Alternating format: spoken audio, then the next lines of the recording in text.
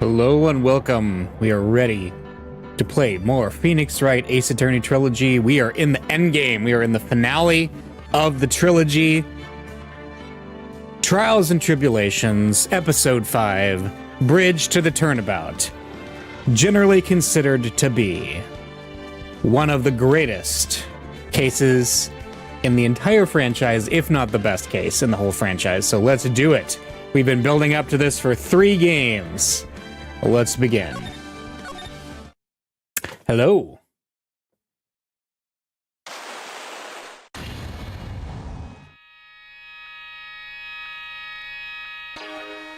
Shichishito, the treasured Kurine village heirloom,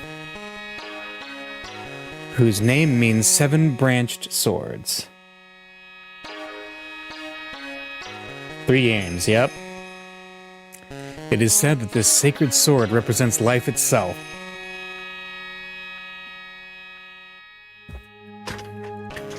Though the branches may appear to be infinite, the choice is limitless.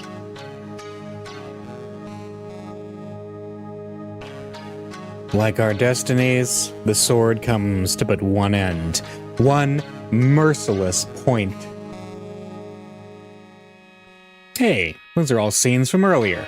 And when the silver cord, the fragile thread that binds us to this world, is severed,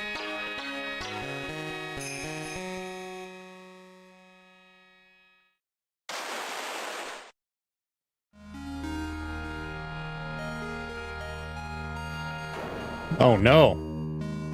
The illusion is revealed and the implacability of fate is finally laid bare.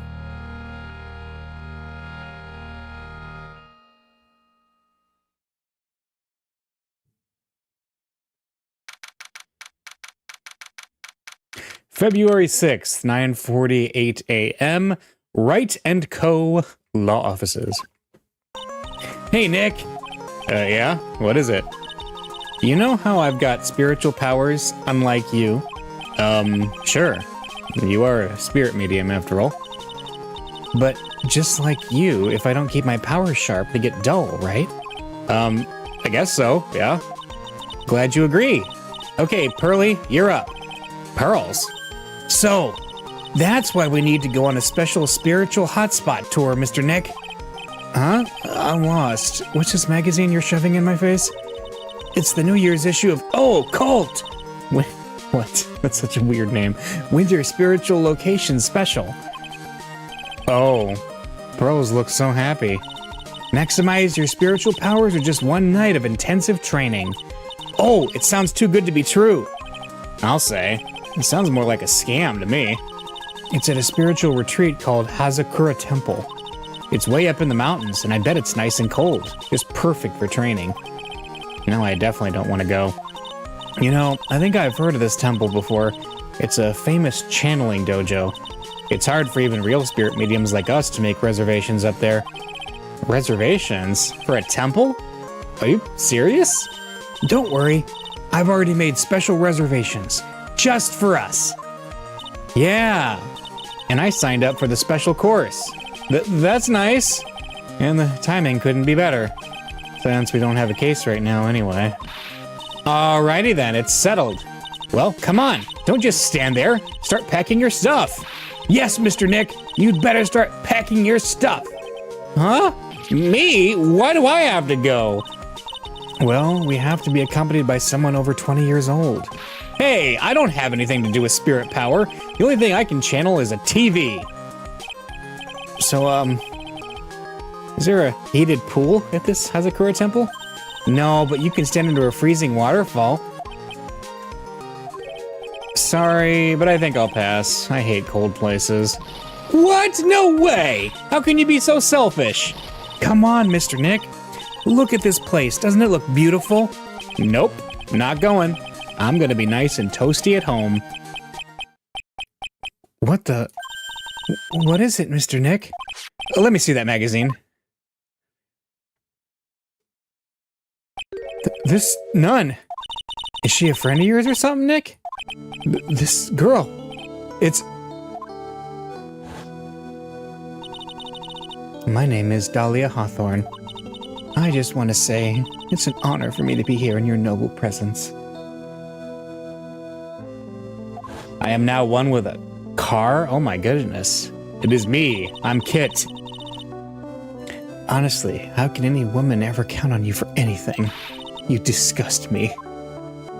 But it can't be. She was found guilty and should still be in prison. Mr. Nick? I'll go. Huh? Hazakura Temple. I said I'll go. Yay! Isn't that great, Pearly? Yes! Oh, thank you, Mr. Nick.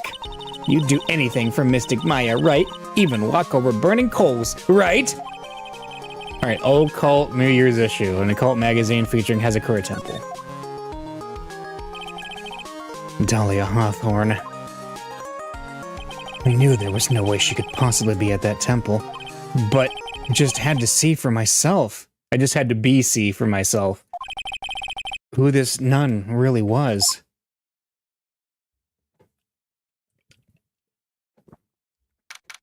February 7th, 3:24 p.m., Hazakura Temple, main gate. Oh, there's a snow speeder. Or snow bike. It's so cold here, Nick. Maybe you should put on something warmer for a change. Oh, well, it's supposed to be cold. It's training. Achoo! Her teeth are chattering so loudly, it's all I can do to make out what she's saying. Wow, Mystic Maya. So this is the famous Hazakura Temple. Pearly, shoo! Well. How nice to see you here. Welcome to our temple. Oh, thank you. Shoo! Oh, my. Thank you for coming all this way. Come now. You must have been cold. What's with the past tense? We're freezing into human popsicles. Oh, well, we're high up in the mountains after all. In any case, we shouldn't speak here. Please, follow me inside. Thank you. I was starting to think I would... Oh, yes. I almost forgot to introduce myself. I'm the head nun here at the temple. My name is Bikini. Bikini? That's right. Actually, that's my temple name. What do you think? It's a tradition to have one, and I wanted something that has a nice image to it. So I thought, why not choose a bikini? Besides, it makes me seem younger. Ho. It certainly does. Oh, I signed up for your special course. Well, my, quite brave of you, considering how cold it is. Young people can be so reckless with their health. Don't blame me if you become one with those you channel. Reckless? Wahaha? Just now getting here. Love the... Yes! A nun named Bikini, why not? Maybe you should take it easy tonight, Mystic Maya. We can come back another day. But you went through all that trouble to get reservations for me. Yes, that's right. You've come all this way, so please enjoy yourselves. There's still time before supper, so why don't you have a look around? Let me talk to you? Okay. Channeling dojo. So what's a channeling dojo, anyway? Oh, my, you don't even know that. Forgive him, sister, for he knows not what he is saying. Well, just call me Bikini and forget that sister part. A channeling dojo is basically a spiritual power training ground. Hashtag Team Oldbag, yeah. We have special holy items prepared here to help people boost their spiritual power. Holy items? If you train an entire evening surrounded by these items, it's quite mysterious. The spiritual power of these items seems to envelop you. Wow. She must have gotten off the trolley from the land of make-believe. So what exactly is the special course? You must be incredibly devoted to be interested in that at such a young age. Hang on. Was that a Mr. Rogers reference? In my Phoenix Wright game? Okay. It's a training session where you sit on a block of spirit ice and chant a spell. 30,000 times! All while being showered in freezing, cold spirit water. It's February now, right? You have to be careful this time of the year. If you don't watch it, you'll catch pneumonia, or maybe even die of hypothermia. So be careful, you hear? How am I supposed to be careful? Oh no, I knew I shouldn't have signed Mystic Maya up for this. The other nun. Sister, about this picture. Well, well, look at that. I must say I look rather divine here, don't you think? Oh, yeah. Unforgettable in every way. You mean it? Oh, I knew it! Wow! The makeup was pretty tough, but Iris helped me out.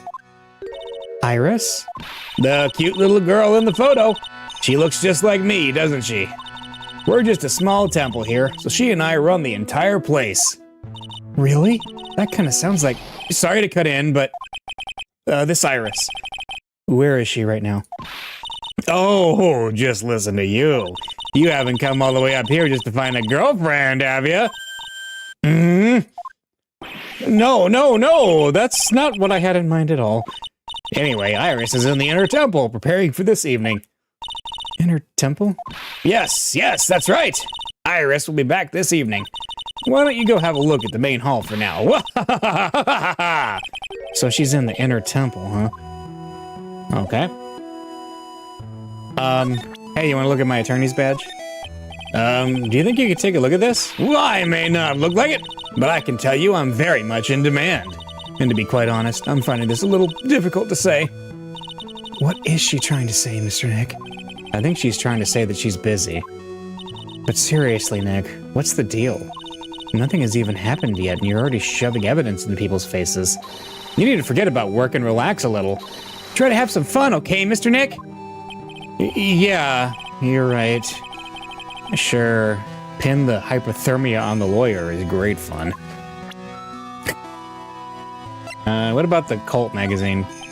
No, that's not worth talking about either. Okay, you have nothing to say. I like that Maya says nothing's happened yet. Like, she knows, too. She knows. Oh, look, it's a cute little bell tower. I absolutely love the sound of a giant bell. Oh? So which do you like better, that or the sound of money? Huh? Sorry, but I'll take money for the win, Nick. What are you apologizing for? Oh, look, it's one of those snow motorcycle things. Most people call that a snowmobile, you know? Snow motorcycle things. Snowblowmobile. Same thing. Too bad we didn't invite Desiree. I bet she could race like this wind on this slowmobile. Or maybe she'd give me a ride on this blow snowmobile. Ah! I told you, it's a snowmobile! What else we got here? What do you think, Nick? Pretty awesome gate, huh? It sure is. Looks pretty well maintained, too. This thing kind of puts your hometown to shame, Maya. Yeah, well, a lot of things have happened in Kurine Village. We used to be a lot richer, back when people hired us to perform channelings. Oh, I see. But, now the place looks a bit run down. I guess I was just born in the wrong time. Or the right time. That looks like the main hall where we'll be staying tonight.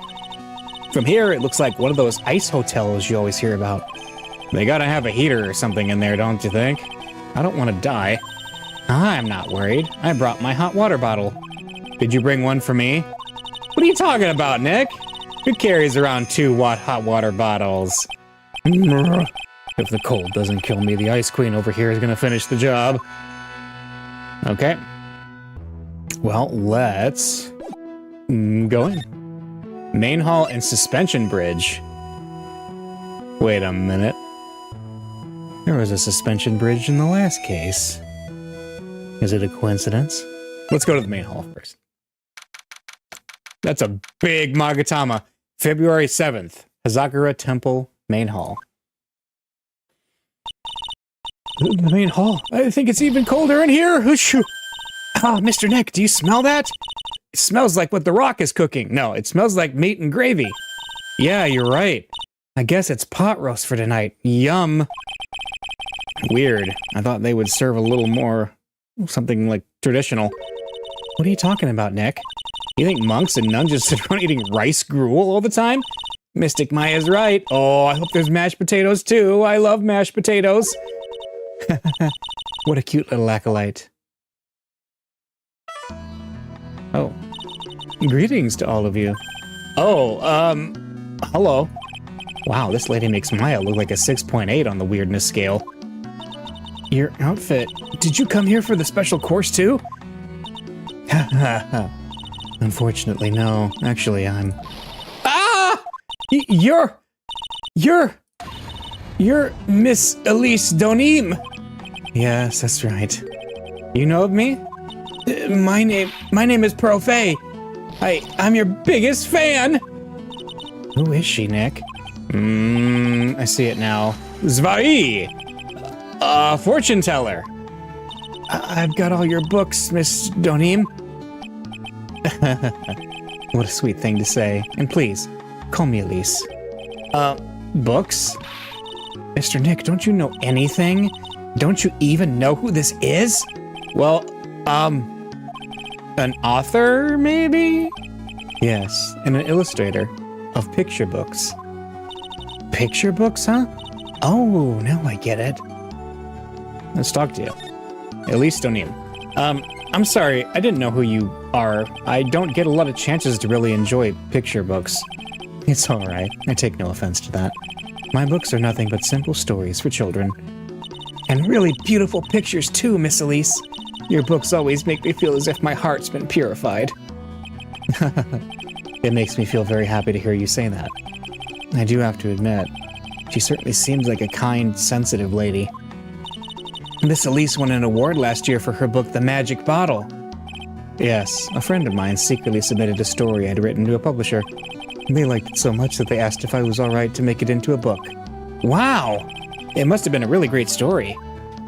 Maybe I should try to write a children's book too. If I do, you can secretly send it to a publisher for me, Nick. Recently, I've accepted a sort of apprentice, you might say. An apprentice? He calls himself Loris Donim. I believe he's off doing some landscape sketches now. On Loris's behalf as well, I'd like to thank you for your support. Of course, Miss Elise. Anything for you. Why come here? Why did you come to Hazakura Temple, Miss Elise? Are you here to do some spiritual training? No, that's not it. I'm actually here to gather materials for a new book I'm working on. Wow! I can't wait to read it! Pearls was completely taken with her. I wanted to do a book with a more Japanese feel to it this time. So is that why you're dressed like you are? The children have a certain image of me in their minds. I don't want to disappoint them. What can I say? She's really a sweet lady. Wow, Miss Elise, you're dressed up like a mountain nun. Yes, the good people here were kind enough to let me borrow this. I'm wearing training clothes underneath my robe as well. I want a staff like that. You like the crystal sphere? It's real amethyst, you know. Maybe we'll find one like that up here on this mountain. Good luck, Nick. I know you'll find me one. Well, you'll have to excuse me now. I have to go help with the dinner preparations. Wow, you mean you're cooking dinner tonight? That's right. Would you like to help too, Pearl? Yes, I want to help with whatever I can. Pearls looks like she just won the lottery. Oh, I'll help too then. No, it's fine. Please, don't worry about it. Feel free to relax and explore the area with your friend. Huh? But... Oh, yes. Please take this. I think it'll be of help to you. That map looks real familiar. It's a map of the area. We wouldn't want you to get lost now, would we? The inner temple. There it is on the other side of the bridge. Well, if you insist, I guess we'll take this chance to go check out the other temple. Hazakura Temple map. Okay. Okay, I'll see you two later then. Remember, you're not allowed to fight. Come on, Nick. Let's go. At least we'll stay warm if we keep moving. Alright. I want to look at this giant Magatama. There's a laughably large Magatama on the altar. If I can see Cyclops with the tiny Magatama I've got, I can only imagine what kind of power this bad boy has under his hood. Nice. I bet the writing on these sliding doors are instructions for spirit channeling. Kind of like how we scribbled math formulas on the bathroom walls to remember them. Except we couldn't go to the bathroom during tests. And I can't read these walls. Yeah, Japanese stuff. Weird, right? It's an altar. It looks a bit old, but someone does a good job taking care of it. Speaking of altars, I remember seeing one like this in Kurine Village last year. I guess they really do have something to do with spiritual power after all. And what's this? There are straw zabuton cushions arranged around a hibachi brazier. I haven't seen a layout like that since I saw this really old Japanese movie on TV. If it wasn't for this hibachi, they'd probably freeze to death.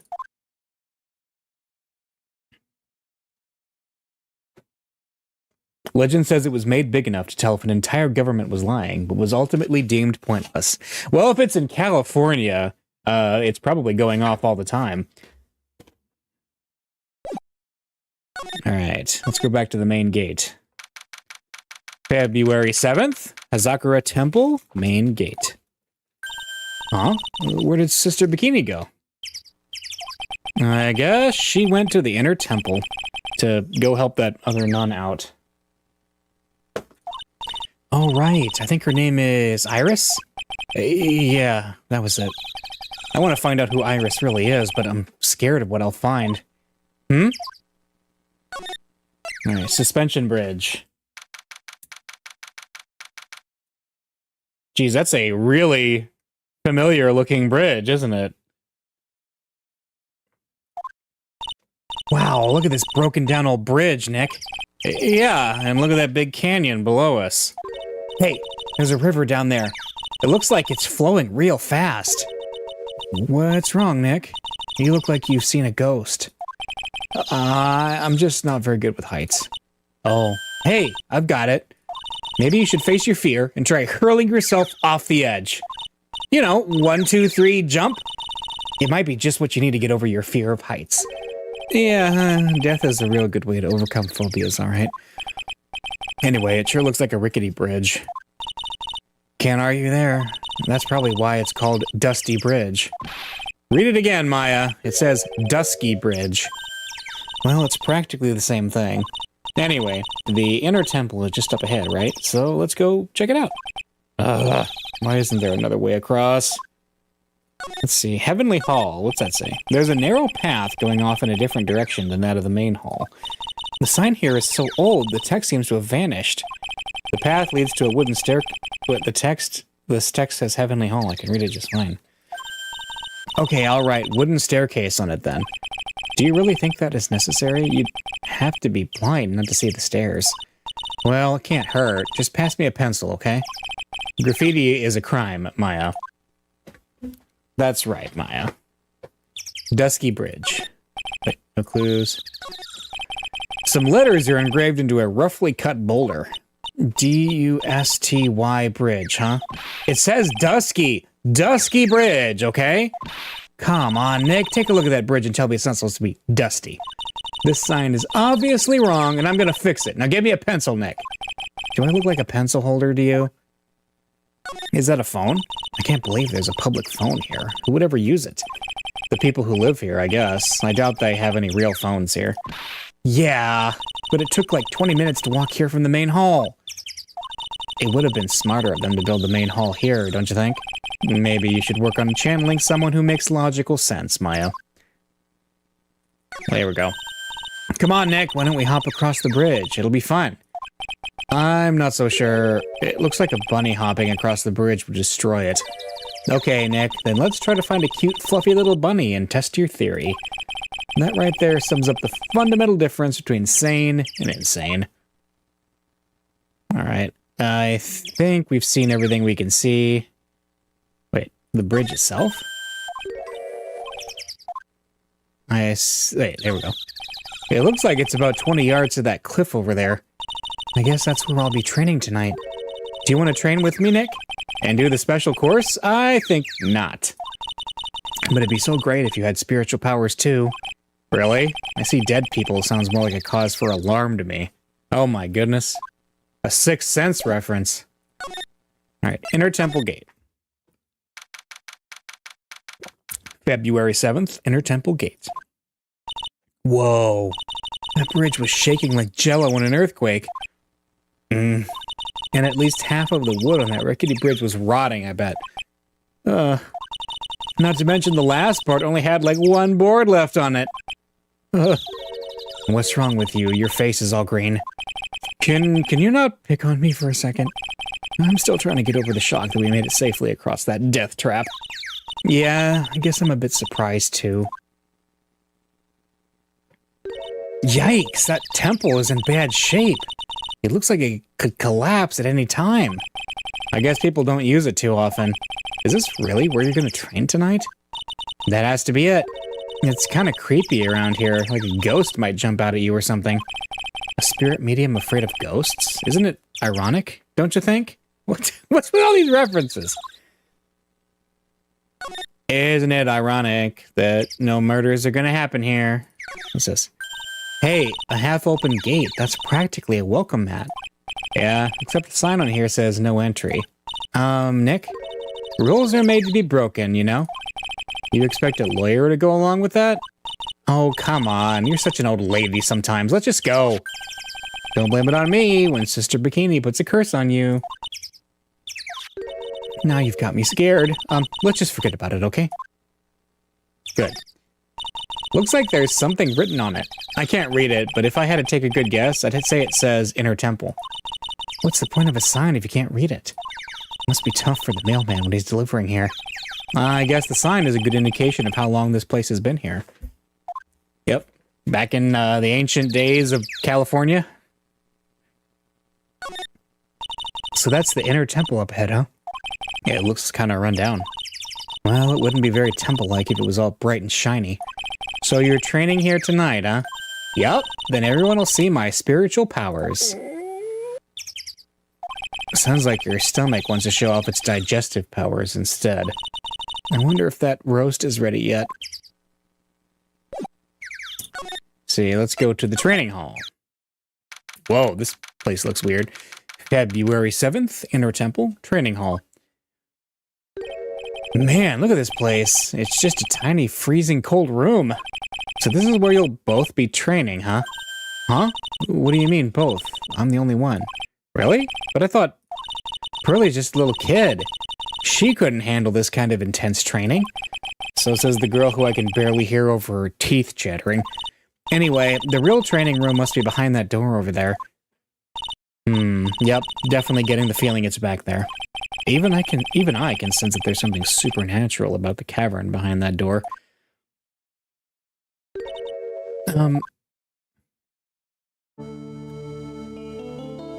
Excuse me, but who are you? You're... Hi there. We're just looking around since we're going to be staying here tonight. Is something wrong? Oh, no, it's nothing. I wonder why she's spaced out like that. Don't you, Nick? Did you say something, Maya? Oh, not you too, Nick. My name is Iris. I'm one of the nuns here at this temple. I'm Maya Fey. It's a pleasure to meet you. The pleasure is mine. Oh, please excuse me. I have some, chores to attend to. She sure is beautiful. And a bit spacey, I guess. I guess she's just not used to talking with urban sophisticates like us. Nick? That girl. It can't be, but... Huh? What's this? A hanging scroll. It doesn't look like that old one either. Ah! What is it? What did you scream like that? This scroll... It's my mother. What? It's Misty Fey, the master of the Crine School of Channeling. Are you sure? Yes. That crest at the top of the scroll, that's the special mark of the master of our tradition. So that's what that mark means. What is it? Nothing. It's just that I last saw her over 15 years ago. If it wasn't for that crest, I wouldn't have even known it was her. My own mother. And I can't even recognize her face. Maya. The hanging scroll that shows Misty Fey. Interesting.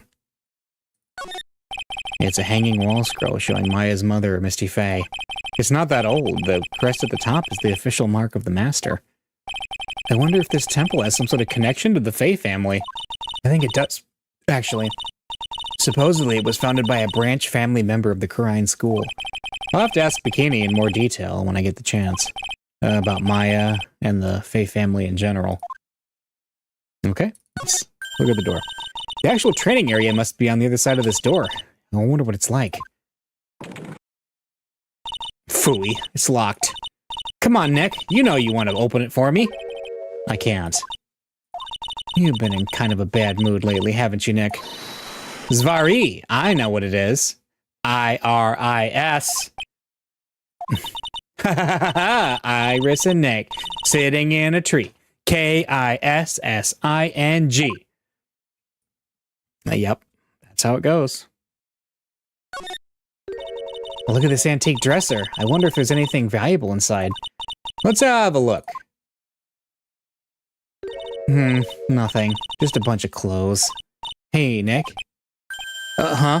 Oh, sorry. I was just thinking. Oh, about Iris, I bet. Looks like you've been bitten by the love bug, Nick. Yes, that's it. There are a bunch of musty-looking blankets and bedding sets piled up here. I wonder why they're even here in the first place. Yeah, it's because all spiritual training is done under the supervision of a nun. I wonder if Sister Bikini is planning to sleep in here while I train. But if they sleep, what's the point of having them here in the first place? Alright, is that... I think we've seen everything we can see in here, so... let's head out.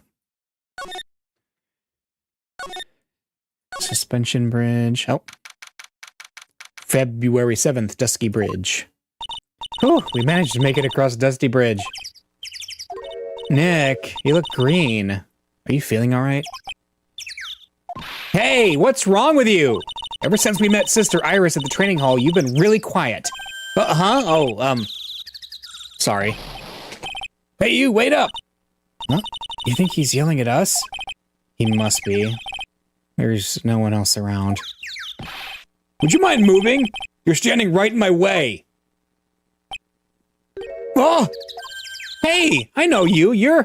Whoa! Sorry, gotta run. See ya. Hey, wait a minute! Oh, nice to meet you. I'm Laurie Staneem. Liar. You're Larry. Your clothes may change, but you're still the butts. Shut up! I'm Laurie's! And I'm just here to do a sketch of Dusky Bridge. So, it really is our Larry. Not that I get why he's pretending to be someone else. What are you doing here? So what are you doing with the last name Doneem? Well, I wanted to start over again with a clean slate. A clean slate? You remember, don't you? Last time? The mask-to-mask case. After that, I started to realize I didn't like this guy known as Larry Butts. And that's when I came across it. The Book of Destiny. The Book of Destiny? Do you mean... The Magic Bottle by Miss Elise Doneem. It's so beautiful, so moving, so gentle. My heart felt cleansed. I was saved. Maybe I should buy a copy of the Magic Bottle. Wow, Larry would make a great book salesman. I really want to get that book now, too. Alright, let's talk about Elise. She's the most wonderful person I've ever met. I'd follow her anywhere. Well, she certainly is a very elegant lady. You see? Here's a photo I took of her in secret. Wow, that's a beautiful photo. You want a copy, don't you? It's okay. I just happen to have made extra prints. Alright, we got a picture. And picture books. Still, it's kind of hard to imagine you as a picture book illustrator. So tell the truth. You must have some kind of ulterior motive, right? What are you talking about?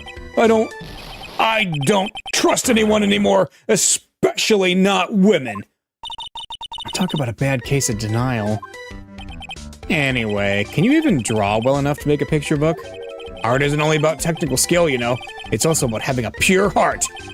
And that's why I'm asking. Can you draw well enough to make a whole book? Now that you mention it, I wonder. It looks like you still have some doubt in your heart. It's true, I do. But when I first saw her, I felt it. Something inside me ended, and something else began.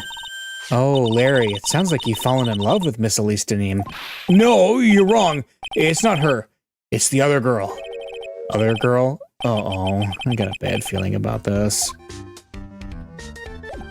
Let's present. It's Iris, right? Iris, age 25, a nut at Hazakura Temple. She reminds me so much of her. Whoa, yeah, her! My little Iris. She's really pretty. This girl, she's perfect. She's exactly my type. I wonder if she would model for me. I want to draw a portrait of her. Yeah, you always liked those model types, didn't you, Larry? Hey, wait a sec. Didn't you say you were swearing off women? Huh? Yeah, that's right. Of course I have. I have, basically, but Iris is different. I feel like I still have one chance left at the dream. This guy will never change. Everyone! Hey, Pearly. Dinner preparations are complete. Please come quickly to the main hall.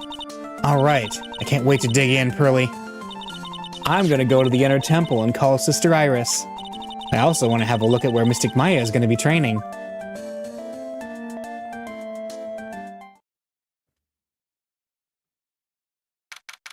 February 7th, 7:46 p.m. Hazakura Temple Main Hall. Boy, am I stuffed.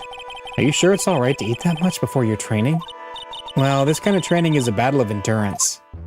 Mystic Maya, please don't do anything that might put your health at risk. No pain, no gain, I guess. I'm still worried about you. Well, let's not dilly-dally, shilly-shally. You must get ready for tonight. Good luck, Maya. All right, here I go. I'll see you all tomorrow, I guess. Iris, please ring the bell at 10 for lights out, all right? Yes, Sister Bikini. And then, after you ring the bell, I want you to come join us at the training hall. I understand, Sister Bikini. Maya and Bikini really seem excited about this training thing tonight. Well, Pearl, what are you going to do tonight? Well, if you'd like, you can come to my room. Perhaps we can read some books together. Really? Oh, I'd love to. I'm not very good at reading. Well then, would you like to practice reading with me? Oh, I'd love to. Pearls is absolutely smitten with Miss Deneen. So Larry, what are you gonna do? Huh? Me? Well, I'm just gonna hang out in my room. I can't stand the cold at all. I totally hear you there. Miss Elise, so, for example, will you read this? It says gravely. That's kind of a tough word. Oh, okay. And what about this word? That's another tough one. It says roast. What kind of a book is she reading anyway? Well, I'm gonna go wash the dishes and help clean up. I'll go visit you when I'm done, Miss Elise. Well, not much to do except head to my room and huddle under the covers, I guess. February 7th, 9:12 p.m. Hazakura Temple Main Hall. Ugh, it's a whole different type of cold up here in the mountains. Oh, why couldn't the nearest bathroom be just a little closer to my room? Mr. Wright. Ah! Oh, Mr. Neem, are you gonna use the bathroom too? No, but have you seen Pearl? No, not since after dinner. I thought she said she was gonna go to your room. I know, but she never showed up. I'm gonna go look for her. Excuse me. Miss Elise Donim, a woman as mysterious in origin as her last name. But the real mysterious one is... Oh! Ah! Sister Iris! Good evening. The really mysterious one is this girl. Are you on your way to the bathroom too, Mr. Wright? I can't let this chance pass me by. I should try to talk with her, and maybe get some answers. Oh. Iris. Your sister, Iris, right? Yes. So, when did you come to Hazakura Temple? I don't remember. Ever since I was a small child, the temple has been my home. So you've never left? Well, I don't have any family left to take care of me. Sister Bikini, I've come to think of her as my real mother, as it were. Ah, I see. But didn't you go to college? And maybe enroll in the Ivy University Literature Department? No, I never had an interest in going to a big university like that. My training is all the education I need. I see. But once in a while, when I get the chance, I make a trip to the nearby town. I can use a computer and a cell phone too. That's not exactly something worth bragging about. But I don't see any psych locks. So I guess that means she's not lying. Please don't stare at me like that. Hazakura Temple. What kind of a place is this, anyway? I heard it's for training to increase your spiritual power or something like that? It must seem awfully crazy to normal people like you. Well, I have to admit, it is a whole different world up here. I'm glad to hear you say that. Uh-huh. Talking with dead people.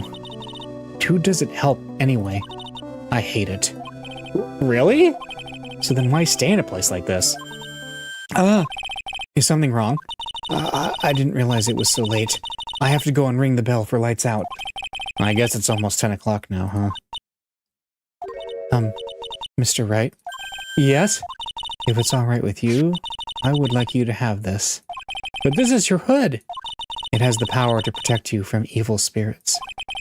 But come to think of it, Sister Bikini was wearing one of these too. I pray for your safety on this dark, cold night. Iris's hood. Okay. I'm sorry, but I must bid you good night. Wait a minute, Sister Iris. Yes? Just now, you called me by my name. You said Mr. Wright. How did you know my name? I never introduced myself to you. That's... Sister Iris, please. Tell me the truth. You and I... Have we ever met before? Oh, here it comes. Oh, boy. Iris. It's almost 10 o'clock. Perhaps we can speak again tomorrow.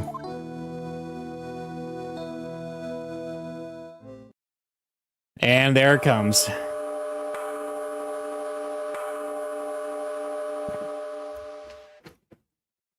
Gong, gong, gong. So my hunch was correct. She does know me. I'll have to try to talk with her again tomorrow.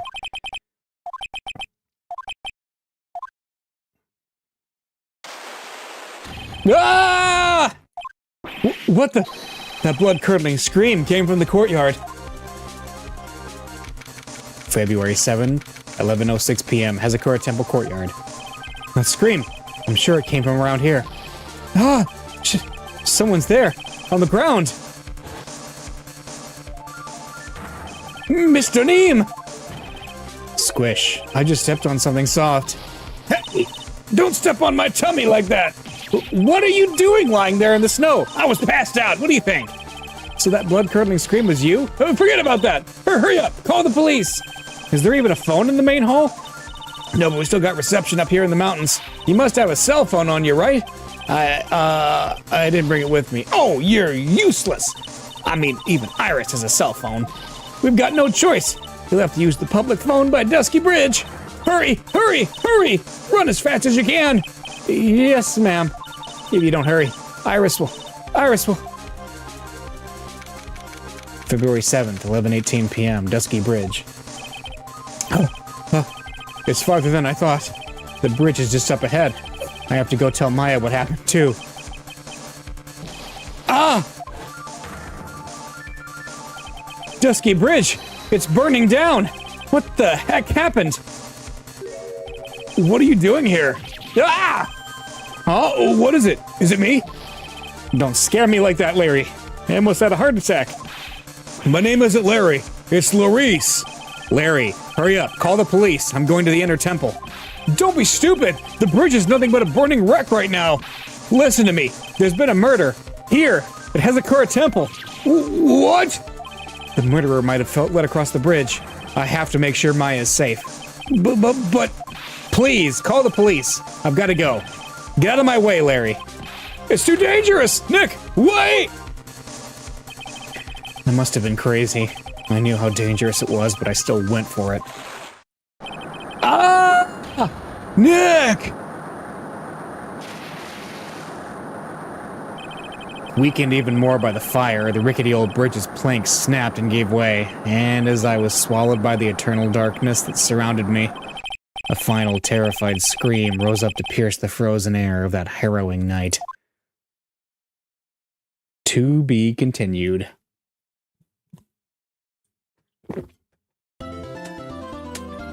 There we go. That's the first investigation part of Bridge to the Tournabout. I'm going to take a very short break, and we will jump in to more.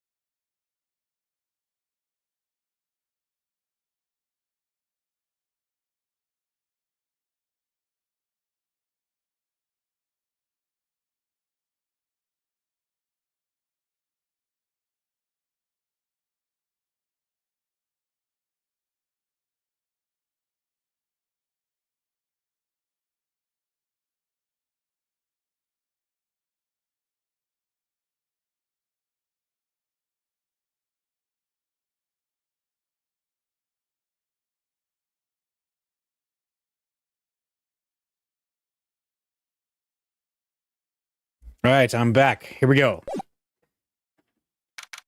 Date, question mark. Time, question mark. Location, question mark. Cell phone. Who could that be at this time of night? Yes, Edgeworth speaking. Edgy, get up! It's an emergency! Huh? Larry, do you know what time it is? It's not Larry, it's Larice. Larice Denim. This is nothing more than a terrible nightmare. No, just roll over and... Oh, wait, don't hang up! It's an emergency! It's Nick, he took a really nasty spill! Well, it wouldn't be the first time, so... I'm not joking! His life's in danger! What? What happened? Tell me. Talk about a guy with bad luck. He may already be dead. Anyway, you've got to come back! You're the only one that can help. My Iris, my beautiful Iris, she needs help. All right, I don't know what's going on, but I'll be there as soon as I can. I'm at the detention center. Please, hurry! It's been 1 year since I left that country. I thought I wouldn't have to see him again for a while. Sounds like it won't be a pretty reunion. As if I expected anything to change. February 8th, 2:19 p.m., Detention Center Visitors Room. That's right, we're playing as Edgeworth.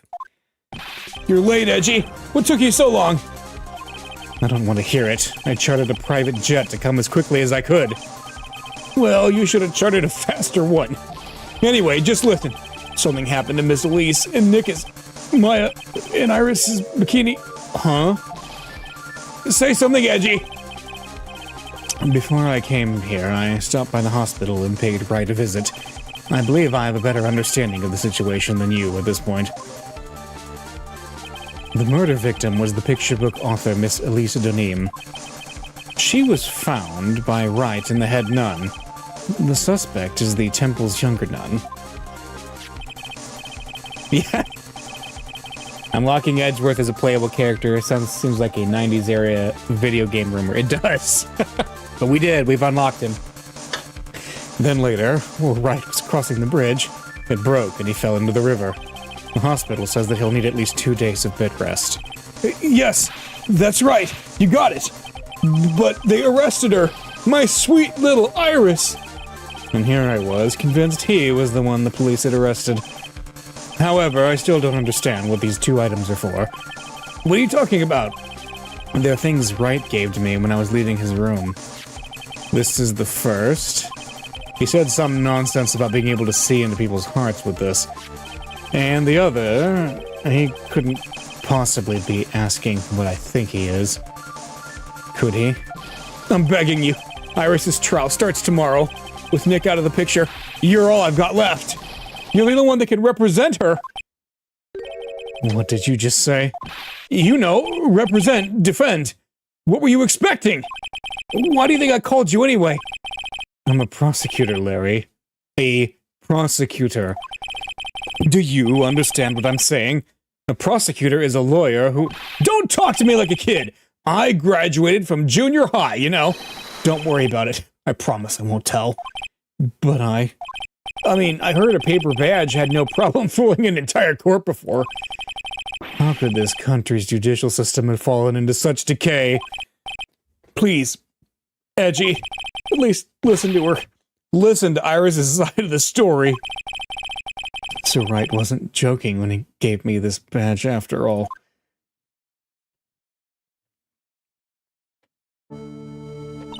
Thank you for coming. My name is Iris. Edgeworth. Miles Edgeworth. I don't know if I can be of any help, but I will at least hear what you have to say about the murder. Mr. Wright, how is he?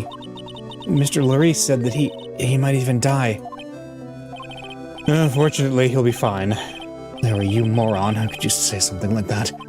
He was badly bruised when he hit the water, but otherwise he's unharmed. Thank goodness. But he's caught some kind of nasty cold. A cold? He's running a high fever and is drifting in and out of consciousness. I must be imagining things. This woman, I feel like I've met her before. Let's talk.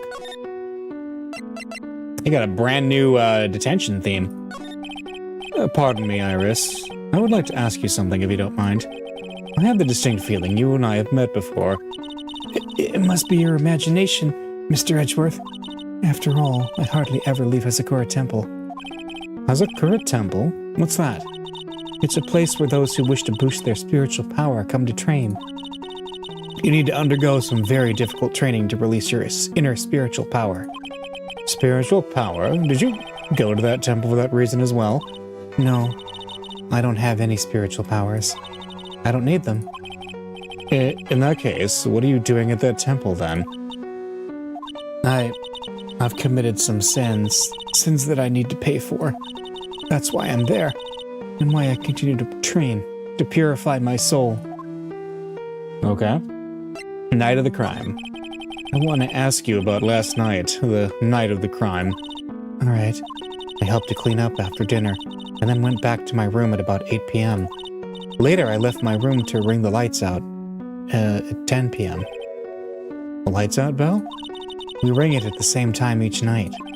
I see. And then? I was told to go to the training hall, but I went back to my room and stayed there. Why didn't you go to the training hall like you were asked to? I was frightened. Frightened? So I just stayed in my room and meditated. Until the murder happened. There's more to her story. I just know there is. Maybe I should dig a little deeper. Frightened? You were asked to go to the training hall the night of the murder? Yes. However, you didn't go. Because you say you were frightened. What exactly were you so frightened of?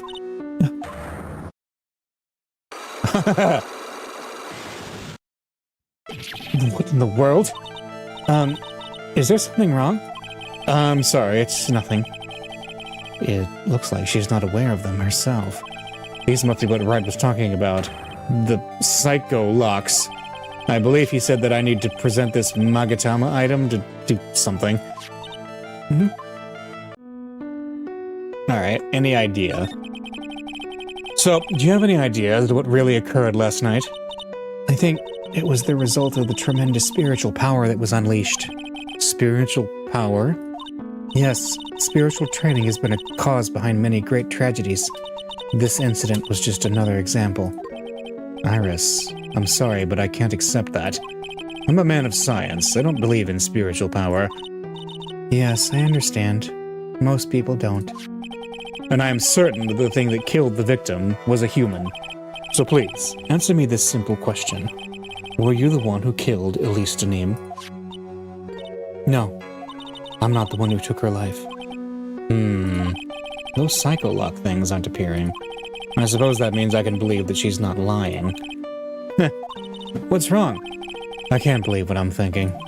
And here I just finished saying that I don't believe in spiritual power. It appears that's about all you can tell me. Thank you very much for listening to my story. I visited Wright at the hospital before coming here. He asked me to take care of you. Me? Yes, at the trial tomorrow. He asked me to defend you. If Mr. Wright has that much faith in you, Mr. Edgeworth, then I'll gladly entrust my fate to your capable hands. But before that, I have one question. Yes? Do you know Wright? Why would you ask that? Whenever you came up in our conversation, he'd begin to act a little strange. Mr. Edgeworth, what is Mr. Wright to you? He is a very dear and indispensable friend. It was 5 years ago. That's when I deceived him. You deceived him? I heard that he was in a lot of pain afterwards because of what happened. I know what a weak person I am. That's why I thought it was best if he never saw me again. I wanted him to just forget about me without learning the truth. Well, if you ask me, Wright's still suffering. And until he learns the truth, I don't think he'll ever be able to truly recover. Iris, it's not too late. You should go to him. Tell him the truth. I'll defend you, but only if you agree to that one condition. All right, Mr. Edgeworth. I promise. Very well. I'll do everything in my power to get you an acquittal.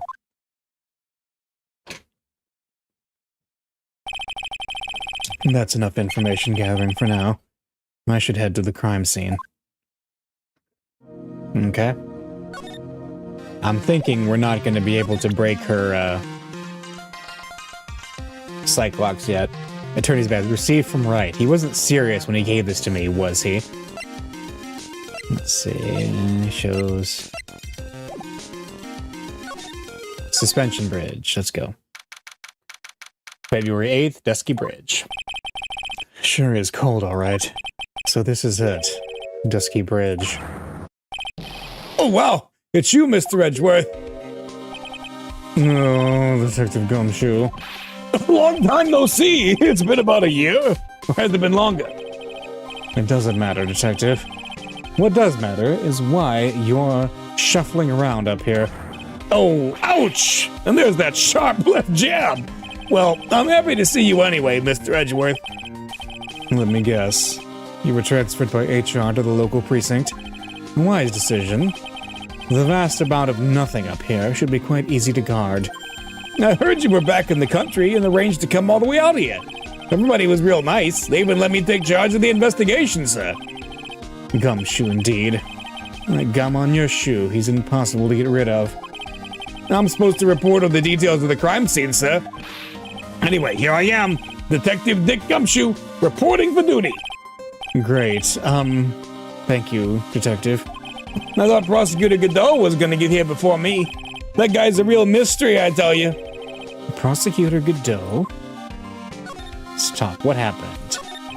I just got back into the country, so I don't really know much about the case. It's simple. Well, simple as a simple does, as they say. Oh, you've got no idea how much I've missed that biting sarcasm of yours, sir. But seriously, this one's a piece of cake. There's a witness that saw the whole thing. A witness? Yeah, that bikini lady. Bikini lady here on this freezing cold mountain? Well, you should talk to her yourself if you want the details, sir. I may have to talk to this bikini lady. I mean, decisive witness myself. Dusky Bridge. So this is the bridge that Wright fell through? Yep, I can't imagine being that reckless myself. Look before you cross is how it goes, right? Or was that leap? And is there something on the other side? Yeah, some old building they call the Inner Temple. But we can't get over there without a bridge, sir. What? Nobody lives there, so it's usually not a problem. But someone was at the Inner Temple doing some training, and now they're stuck there. Yes, I heard that from Wright. It's Maya Fey. Oh no. Her again? Anyway, the air is really turbulent right now, so we can't do an aerial extraction. No one's gonna be able to reach the Inner Temple until tomorrow, sir. Will she be alright in this cold? So, how did this bridge burn down anyway? We're almost 100% sure it was lightning. Lightning? Let's talk about the lightning. You're telling me the bridge caught on fire due to a fluke bolt of lightning? Yup, last night it snowed for the first time in 3 days. It's a little unusual for lightning to occur during a snowfall like that. But according to the weather data, lightning definitely struck. Alright, weather data, got it. Let's see. This is a very detailed weather report. Almost too detailed. It even has the exact time that the lightning struck the bridge. Oh, that? We got that information from the witness's testimony. Someone actually saw the lightning hit the bridge? Who is this witness? Sorry, I'll go ask one of the local cops later, sir. Alright, Prosecutor Godot. So, who is this Prosecutor Godot? I've never heard of him. Oh yeah, he's a new guy. Showed up after you left the country. Wait, didn't they say at the beginning that he was recommended by Edgeworth? He's a complete rookie, but nobody can say a bad word about the guy. What kind of a man is he? He just became a prosecutor recently, but he's good, sir. Real good. If he's so good, how is it I've never heard of him? Is he the lead prosecutor on this case?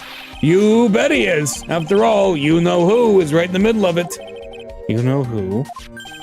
Phoenix Wright, of course. For some reason, Godot was really gutted in for Mr. Wright.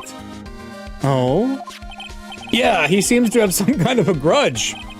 And what would be the cause of this grudge? I don't know. Maybe he made fun of his mask or something.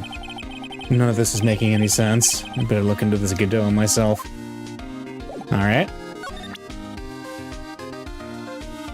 Here. Let's do it. Attorney's badge. Huh? What's that thing doing on your lapel, Mr. Edgeworth? Is it really that odd? You bet it is, sir. The prosecutor wearing a defense attorney's badge. That's like a detective with a license to kill. Does this little thing hold that ominous of a meaning? Alright, anything else we can talk about? Or are we good for now? Weather, okay, Eagle Mountain weather data for February 7th. Snow with occasional lightning strikes. Snow 7 to approximately 10:50 p.m. Lightning 10 to approximately 11 p.m. Lightning struck Dusky Bridge at 10:45, around 30 minutes passed between the fire starting and going out. Got it. Okay. So yes, a very accurate timetable. Main gate. Let's go there. February 8th, Hazakura Temple Main Gate. Yo, Edgy! What took you so long? I'm so cold, my brain's turned to sherbet. I knew it was a mistake to race back to this country. What do you mean? Wright is going to be fine, and the case itself isn't anything unusual. And I find myself taking a request to defend a woman accused of murder. Hey, wait a sec! Hold it! Objection! What's going on here, Mr. Edgeworth? It's hard to explain, but one thing led to another, and... What kind of lame excuse is that? And you call yourself a defense attorney? Prosecutor Edgeworth is a prosecutor, and that is why he's Prosecutor Edgeworth. Prosecutor Edgeworth, defense attorney, just sounds plain old weird, pal. Right, Prosecutor Edgeworth? I'm not sure what role I'm supposed to be playing anymore. Dude, Edgy, I don't see you for a couple years and your heart turns to sherbet. I'd say more like sorbet. It's rather cold here. Iris didn't murder her. Someone else did. I just know it, okay? So trust me on this one. Never the romantic, aren't you, Larry? Nevertheless, I'll do whatever I can to prove her innocence. At least until I pass the baton on to Wright, that is. Let's talk. Iris. Man, I'm telling you, Iris is so cute. Right, Edgy? You think so too, don't you? What's wrong? Why are you so quiet? To put it simply, your comment has me highly concerned. Could it be that the reason you think she's innocent? Come on! A girl that cute can't possibly be a murderer. Oh, I was right after all. I should never have come back. No, don't worry. I see things for how they really are this time. Honest. If I had a penny for every time he said that. It's just that, well, Iris is a delicate flower. You can't force things too much, you know what I mean? Huh? I have no idea what you're talking about, Larry. Oh, forget it. I didn't say anything. The night of the crime. Larry, where were you and what you were doing on the night of the crime? Larry? What? Don't tell me. You think I might have done it? What? Get lost! Go back on your chartered jet and get out of my sight, you creep! And I hope your plane crashes and you die! I'll ask just one more time. On the night of the murder, where were you and what were you doing? No. I love how defense attorneys versus prosecutors is like some high-level spiritual warfare. It is. This series does treat it like that. As I suspected, psycho locks. I'm sorry, man. You know me. I just don't remember. My short-term memory is a wreck, dude. Uh-huh. Do we have any evidence yet? Probably not. Alright, move. Let's go into the main hall. And yes, Gumshoe, I think, is following us around because he's our partner. February 8th, Hazakura Temple, main hall. Hey, hello there. So how are you feeling? Alright, I suppose. Huh? Who's this? My name is Miles Edgeworth. My, handsome boy such yourself is always welcome. If circumstances weren't so tragic, I might just... Please don't call me boy. I'm sorry to trouble you, but I'm looking for a woman in a bikini. Well, you have found her. Now, what can I do for you? I'm sorry, but I don't see any bikinis. If you ask nicely, I might give you a peek, big boy. Wow. Mr. Edgeworth, this is the head nun, Sister Bikini. She's the witness. Why didn't you tell me that earlier? This is exactly why your salary keeps on getting cut. Oh, my stomach's already growling in protest. So, what's the latest about my beloved Iris? Well, first, I want to hear what you know. Alright, let's talk. The night of the crime. First, I'd like to ask you about last night. Well, last night, we had an acolyte here for training. After dinner, the two of us went to the training hall in the down near temple. She must be talking about Maya. Approximately what time was that? I suppose it was about 9 when we left here. Training lasts all night long. It's extremely exhausting. The channeling dojo's head nun must be in attendance at all times to keep watch. Wow, you're right. That does sound exhausting. Detective, this is no time for flattery. Sorry. Sometime around 11, you witnessed the incident in the courtyard. But your duty was in the inner temple. Why did you come back here? The way you're staring at me. I'm starting to get goosebumps. I'm starting to get goosebumps myself. But for a decidedly different reason. Oh, you get the chills pretty easily, don't you, Mr. Edgeworth? What you saw. Alright then, I'd like you to tell me exactly what you saw in the courtyard. It must have been past 11.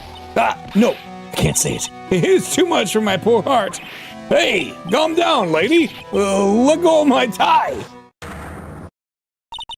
I saw two people. One of them was lying on the ground. The other one was stabbing her from the back with a sword. Did you see this criminal with your own eyes? I didn't want to believe what I was seeing, but it was Iris. You must have been quite shocked. Of course she was. By putting yourself in her shoes. It'd be like if you were stabbing Mr. Wright smack in the middle of a courtroom, and I happened to witness it from the witness stand. I'd be pretty shocked too. I know it sounds insane, but that's what I saw. And when I finally realized what I was seeing, I screamed, and then I passed out. Unfortunately for us, our testimony seems to be pretty solid. However, the idea of Iris doing such a foul act seems unnatural. Unnatural?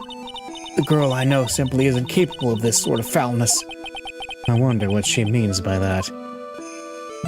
Why return? As the head nun, it's your duty to stay with the acolyte at all times, correct? Yes, that's correct. I know I may look strong, but the truth is, I've got a bad lower back. A bad lower back? Yes, it's especially bad in the winter. So bad that I can't even lift a bucket. Do you remember how cold it was last night? My bad back felt as stiff as frozen glass. I just wanted to take a nice hot bath to ease my aching back. That's why I returned to the main hall. So you left the disciple all alone? Don't be ridiculous. I would never do that. That's why I ordered Iris to the inner temple after she'd rung the bell for lights out. Yes, but she never went to the inner temple. So, did this head nun actually see Iris there? I think I'd better try to get some more details. The acolyte. So who is this acolyte that was trained at the inner temple? Her name is Maya Fey. I treated her very badly, I'm ashamed to say. And after she went through the trouble of signing up for the special course. Special course? It's a training session where you sit on a block of spirit ice and chant 30,000 times. You don't mean to tell me she's still doing that over the inner temple, do you? No, of course not. You don't have to worry about that one a little bit. Last night, we still hadn't started the training session itself. Well, that's good to hear. Oh, dear, there's one thing I forgot to tell you. Uh-oh, I don't think I like the sound of this. Do you know that small girl? I believe she's Mystic Maya's little sister. Maya has a little sister? Oh, you mean Little Pearl? That's Maya Fey's cousin. Little Pearl? I thought she was gonna visit Mystic Elise after we'd finished with the dinner cleanup, but I haven't seen her at all since last night. She's nowhere to be found. You mean she was with the victim? It's all the fault of my stupid, creaky old back. A little girl who was with the victim on the night of the murder is gone. As they say, the plot thickens. Yeah. Okay. Is there anything else? The hood. Well, that's a demon warding hood. Acolytes are highly susceptible to possession by evil spirits, you know? That's why we always wear these for protection. No, I see. What are you waiting for? You won't get any protection just by holding it, you know? Put it on already! No, I can't. I was just... It's like it was made just for you, Mr. Edgeworth. What do you mean by that, Detective? It looks absolutely marvelous. You've just got to keep it on for a while. Is this some sort of divine retribution? I wish we got a picture of that. The hanging scroll. Huh? Well, look what you found. That's the master of the crying channeling technique, Mystic Misty Fey. Fey? It's been nearly 20 years since Mystic Misty's disappearance. Apparently, she intended to pass on her master title to her daughter. Who is this daughter? Well, I myself am part of a branch family of the Fey clan, but even I'm not privy to information concerning the main family. Okay. The temple map? About this here. Let me see. Well, as you may know, in order to see reality for what it truly is, we strive to break our attachments to much of the transient material realm I guess you could call me an immaterial girl. I guess she lives in an immaterial world, Mr. Edgeworth? Oh my goodness, the references. Occult. How about this picture? Well, look at that. I look pretty S to the XE, don't you think? Yeah. Absolutely. Up until recently, we've avoided exposure in such magazines, but this time we had our reasons. Is that so? For example, well, why deny the world the sight of such a lovely face? Okay. The photo of Elise? Oh, how could such a terrible thing have happened? It's all my fault. Well, come on, lady. I don't think you need to take all the blame yourself. Quiet. What do you know anyway? Ouch! You're scary. With that stupid 5 o'clock shadow and that stupid old coat of yours. It's too bad that you weren't the one that disappeared. Why does she have to take it all out on me? Her anger does seem a little manufactured. Yeah, that's odd. Okay. Can we talk about Iris? You said you went with Maya to the training hall in the inner temple last night. Did you happen to see Iris while you were there? Of course I saw her. I told her to meet us after ringing the 10 bell for lights out. So you're saying Iris came to the inner temple then? Of course she did. Iris has always been a good, obedient girl. After that, I heard Iris helped Mystic Maya begin her training. Well, that doesn't fit with Iris's story at all. She said that she never went to the inner temple. As they say, the plot thickens. Interesting. Let's see, Maya. She's a very important visitor, you know, an honored acolyte. Honored? How so? The Fey name is synonymous with the Kurine channeling technique. Therefore, she must be a spirit medium of great power indeed. Now that you mentioned it, 1 year ago, there was a case that was about the master of the Kurine channeling technique. Detective. Or detective? I detest talk of supernatural drivel. I suppose now you'll say she has midichlorians. Oh my gosh. Edgeworth is a Star Wars fan. So it gives you the creeps, Mr. Edgeworth? That's got nothing to do with it. Pearl. Oh, this poor girl. Where could she have gone? Well, we checked out her home and she's not there. And she's nowhere in the vicinity of the temple either. Which means there's only a few other possibilities to where she could be. Ah, do you think maybe she fell off the bridge and was carried downstream? Why do you have to be such a pessimist, detective? I was just trying to think like you, Mr. Edgeworth. Ironic. I became a pessimist only after I had the pleasure of working with you. Okay. So Maya, we got that Godot. About this here. Let me see. What you may know. Okay, we already, yep. We did all that. Elise, we got that. Let's talk about Larry. This is Mystic Elise's apprentice, is it not? I think he might have a bit of a crush on me. Sweet boy at any rate. Huh? Oh, I don't blame him. Sister Bikini understands the temptations of young men. Sure. But I'm afraid it wouldn't be proper to abuse my decision. I am head nun, after all. But in return, I did allow him to draw a portrait of me. I pray it was a pose that maintained your modesty for everyone's sake. Alright, it's the Phoenix Wright. This man, his face betrays a life of suffering and great weariness of the world. Sure. But even so, I can't believe this guy actually jumped into the river. Think of all the fun things you might have enjoyed if he'd just lived. Relentless spiritual training alone is no way to lead a complete life, huh? It sounds like she's got some major regrets she's dealing with. Perhaps I should let Gumshoe explain Wright's situation to her for me. Hey, don't look at me like that. Do your own dirty work, sir. Alright. I guess that's it. We can look at the big Magatama. That thing sure casts a strong presence over the whole room. This is the lesser Magatama. It's a precious heirloom containing a great many souls. Huh? This is lesser? What's the greater one like?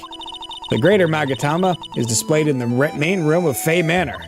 It was supposed to be shown at the Treasures of Khura'in exhibit, but it was so large that they couldn't bring it through the doors. Okay. Well, what's this? Paper. There's more Enza cushions in the corner of the room.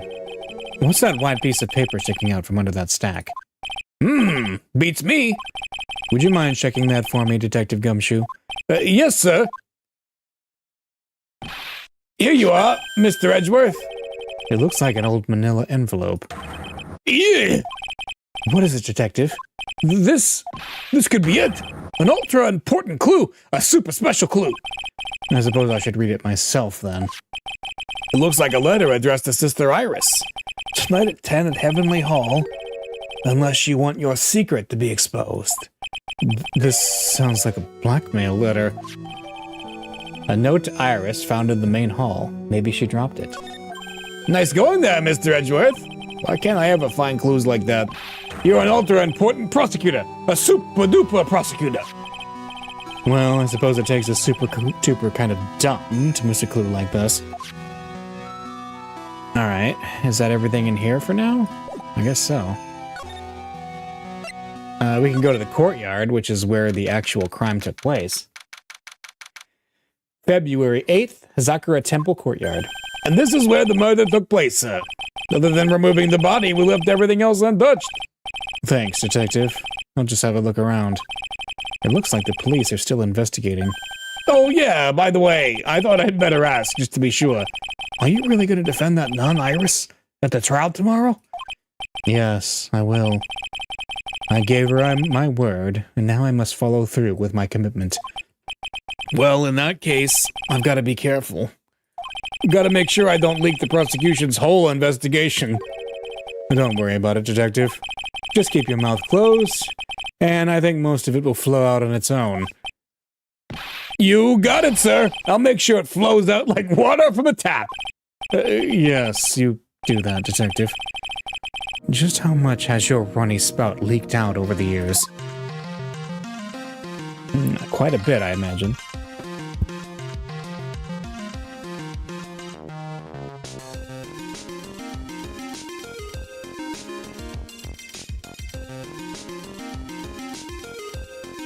Alright, time to look around. Or we could talk to Gumshoe. Let's do that. The victim. The victim is the famous picture book author, Miss Elise Donim. Her entire past, up until she won that Reading Award last year, is a total mystery. It's hard to believe in this day and age you can still find people like that. The estimated time of death of the victim was between 10 and 11 p.m. on February 7th. Cause of death was blood loss from a stab to the back by the murder weapon. The murder weapon? The victim was found skewered with a giant sword, sir. That's terrible. Yeah, but there's one strange thing. Yes? The victim's entire body was covered with bruises. The bruises are consistent with falling from the height of a 2-story building. A 2-story building? That would be about the same height as that room in front of us, correct? Hey, you're right. Way to go, Mr. Edgeworth. That just happens to be the room that Elise Donim was staying in. Maybe she was pushed out of the window after she was stabbed by the sword. Elise's autopsy report. Got it. I wonder if this is an up-to-date autopsy report, huh, Edgeworth? What happened? And now then, Detective, let's see if we can summarize what we've learned so far. Okay, let's take a look at the map. According to the testimony of Sister Bikini, the head nun, right after they'd finished dinner, she and Maya Fey headed to the inner temple.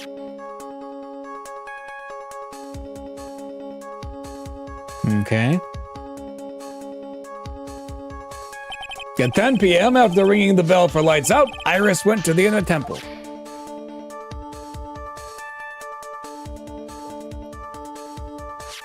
When she got there, Bikini had her take over while she went back to Hazakura Temple.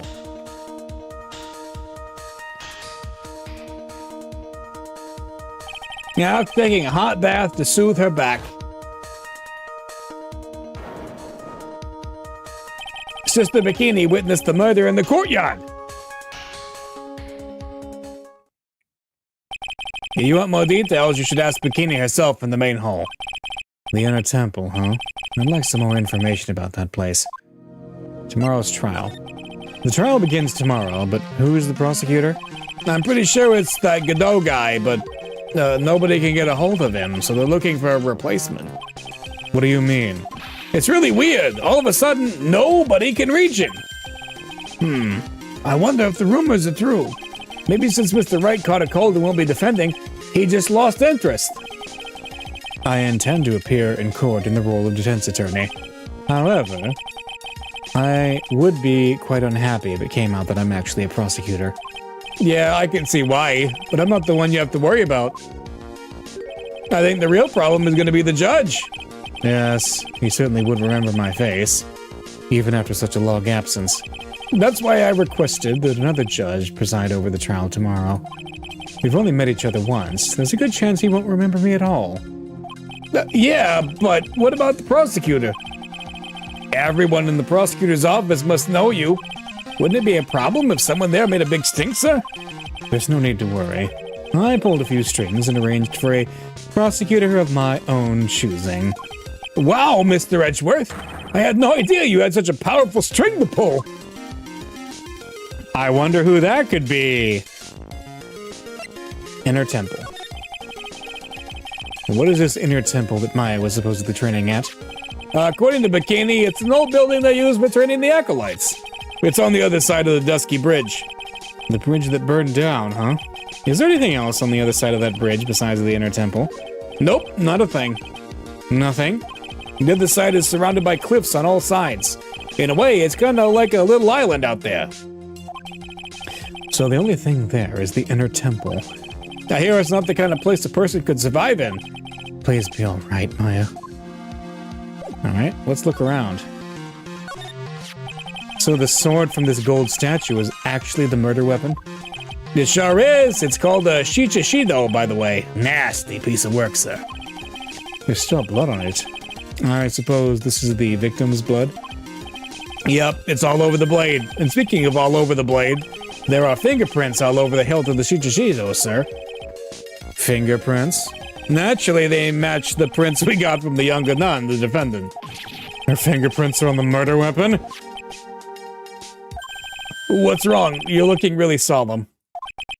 Is this how it is for Wright? Is this what it's like to be a defense attorney? Yeah, I figure it doesn't feel really good. To be honest, it feels more like it's detrimental to your health. Shichashido. Alright. Oh. The main gate must be just over that stone wall. Ah, stone walls. I jumped over a few of those in my time. Most of them are good memories, but not all.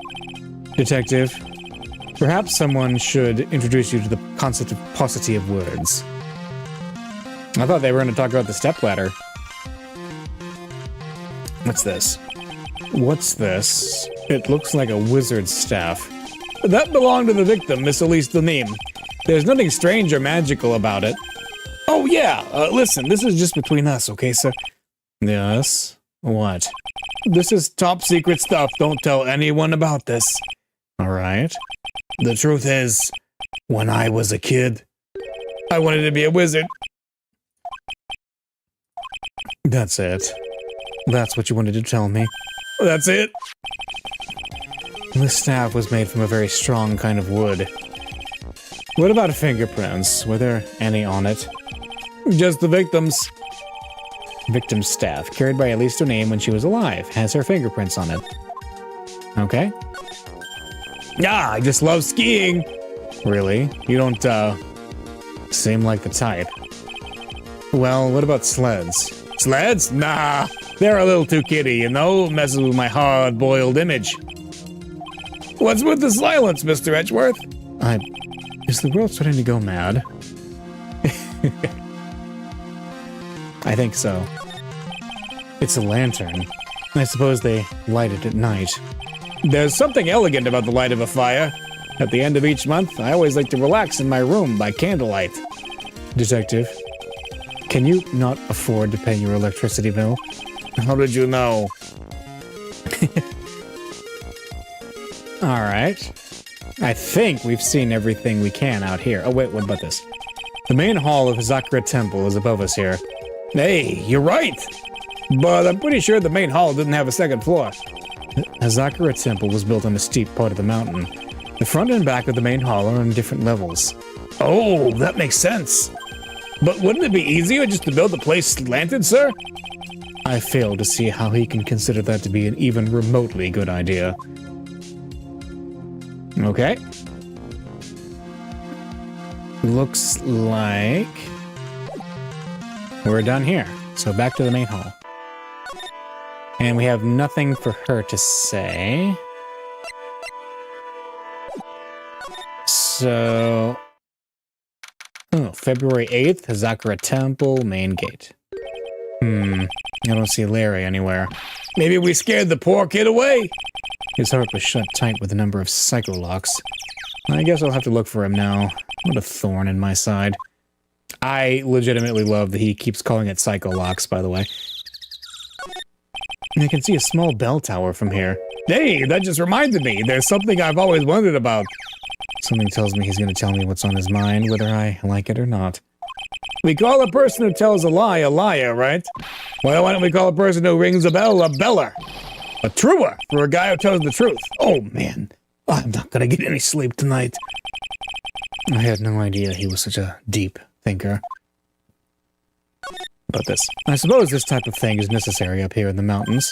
Say, this just gave me a great idea. Something tells me he's going to tell me what's on his mind, whether I like it or not. I've got an idea for a brand new invention. It might even make me rich. An invention? Yeah, a car that can travel on snow. I'll call it a snow car. So what do you think, sir? Would you go for a ride on something like that? Only after you take the first 1,000 test rides. Alright, in the front of the building. That must be the main hall back there. A brilliant deduction, sir. Are you trying to flatter me, Detective Gumshoe? A brilliant use of suspense to build the tension, sir. According to Wright, the head nun has some important information. You can't miss the opportunity to speak with her. Yep, we already did that. This gate looks quite old, strong enough to resist the weight of time. That's the Mr. Edgeworth I know. You got a real flair for words, sir. I have always appreciated this kind of old, timeless elegance. That's exactly how I feel, too. Take this coat, for example. Like a fine wine, it gets better with age. Even fine wine turns to vinegar and begins to stink at some point. I suggest you wash that atrocious rag you call the coat, Detective. Alright.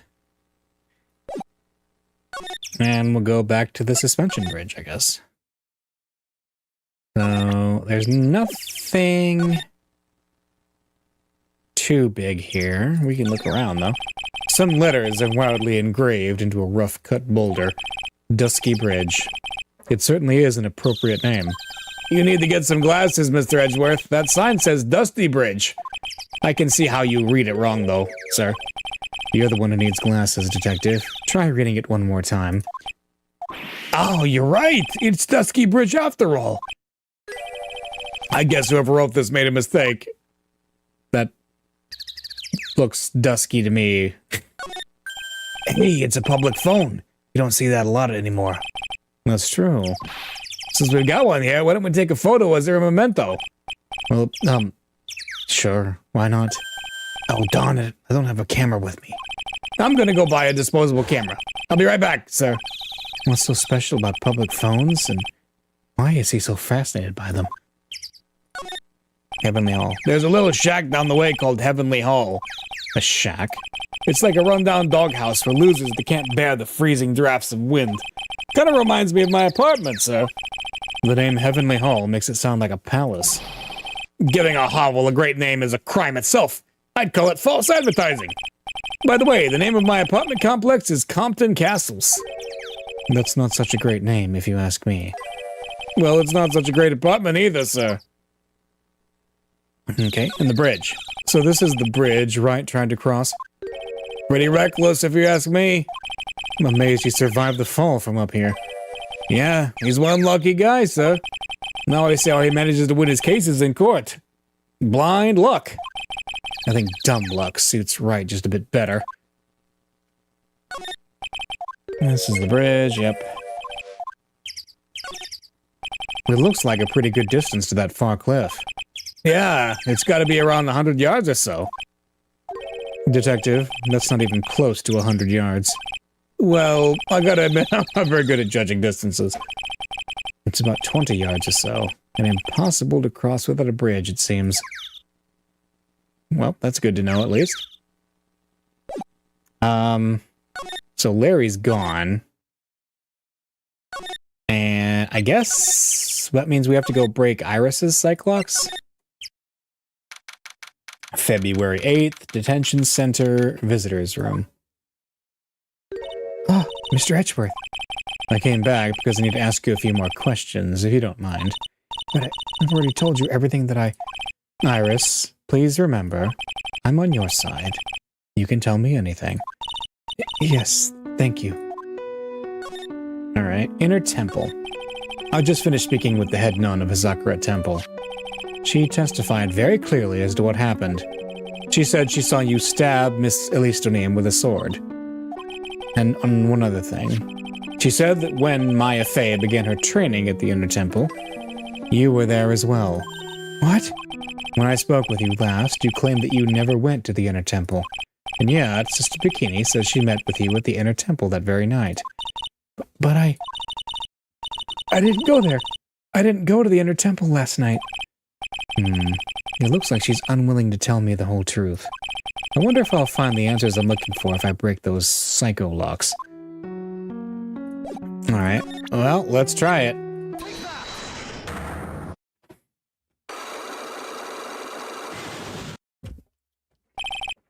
I was frightened. Since I have been handed this case, it's my duty to dig up all the answers. Understand? Yes, sir. The smallest flame can sometimes bathe a whole case in new light. In my years in court, I've seen it happen over and over again. That's why I'm committed to searching until I have those answers. Now then, is it really true that you didn't go to the Inner Temple last night? Yes, I swear. I already told you that. Yes, you said you didn't go because you were frightened. That's right. If that's the case, then the obvious question is, what were you so afraid of? Iris, I wonder, is this what frightened you so much that you couldn't even leave your own room? Let's see. Yes, the note. I found this in the main hall. It is addressed to you. That's... Well, Iris. What? Why are you glaring at me like that? It's not the note, it's Larry's portraits, yes. You were scared of the blackmailer who wrote this to you, isn't that correct? Was it the evidence or the power of my glare that broke that lock? Oh well, I don't suppose it matters either way. But, Mr. Edgeworth... Yes? I thought that letter was just someone playing a prank on me. A prank? Well, yes. After all, even if I did have a secret, there's no one to tell it to that would cause me any grief. I wonder about that. Sister Bikini is like a mother to me. I would never hide anything from her. No, you may not have anything to hide under normal circumstances. However, last night was different. Huh. Unfortunately, I don't know the exact nature of your secret yet. However, whatever it is, there is one person you didn't want your secret told to. It's Phoenix Wright. Phoenix Wright. He means something to Wright, it seems. And I can tell he holds a special place in your heart as well. That's why you didn't want him, of all people, to know your deep, dark secret. Well, what do you have to say? I should have expected as much. Especially from a friend of his.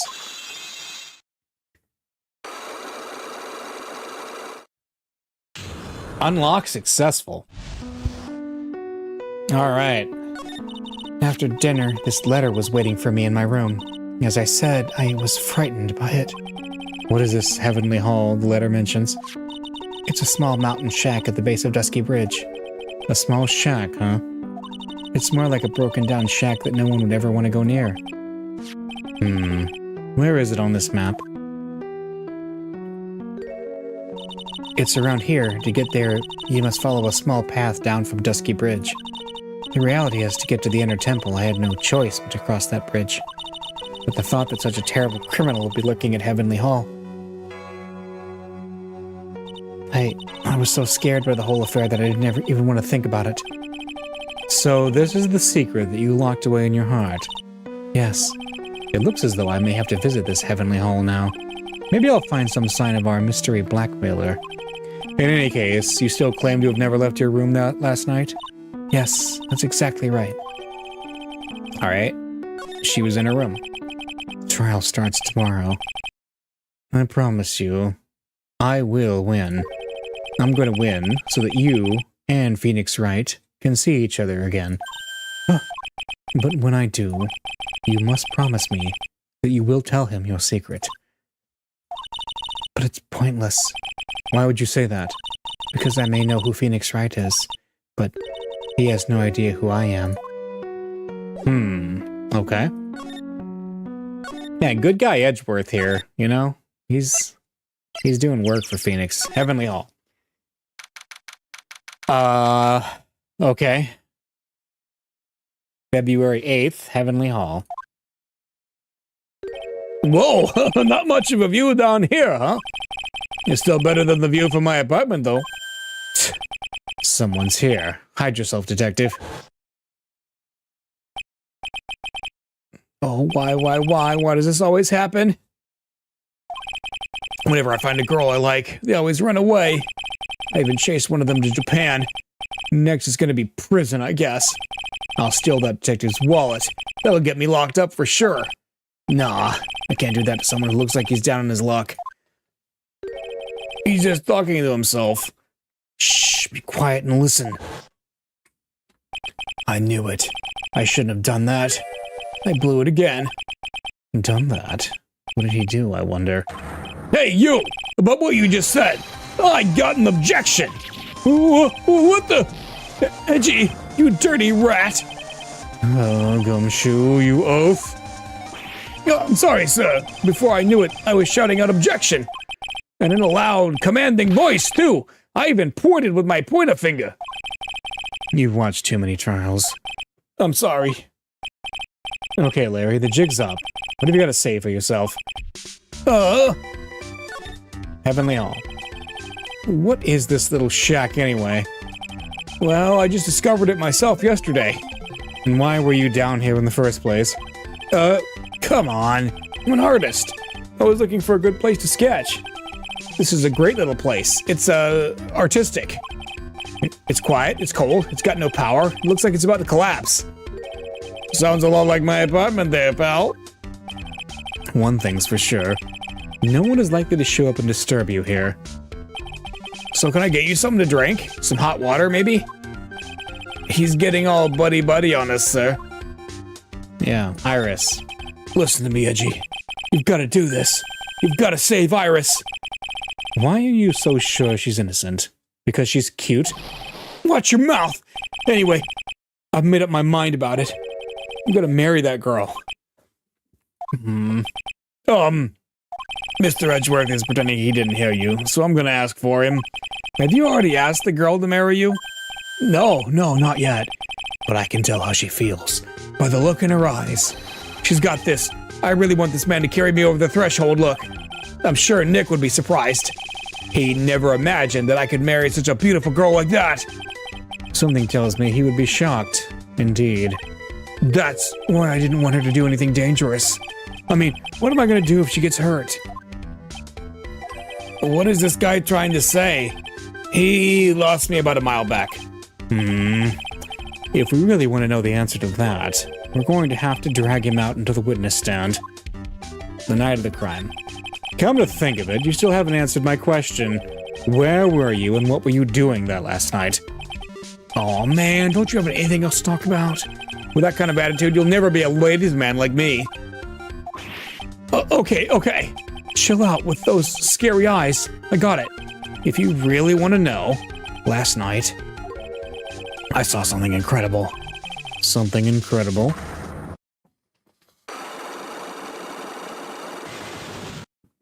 3 Cyclops. Yeah, but let's not talk about that now.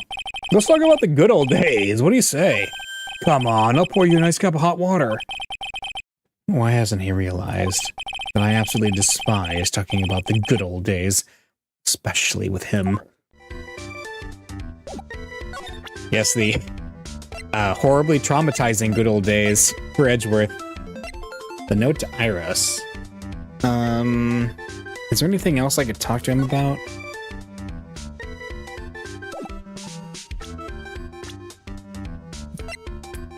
We could talk about Maya. Oh, it's Maya. Nick was trying to go save her, you know? But instead, he wound up falling off the bridge.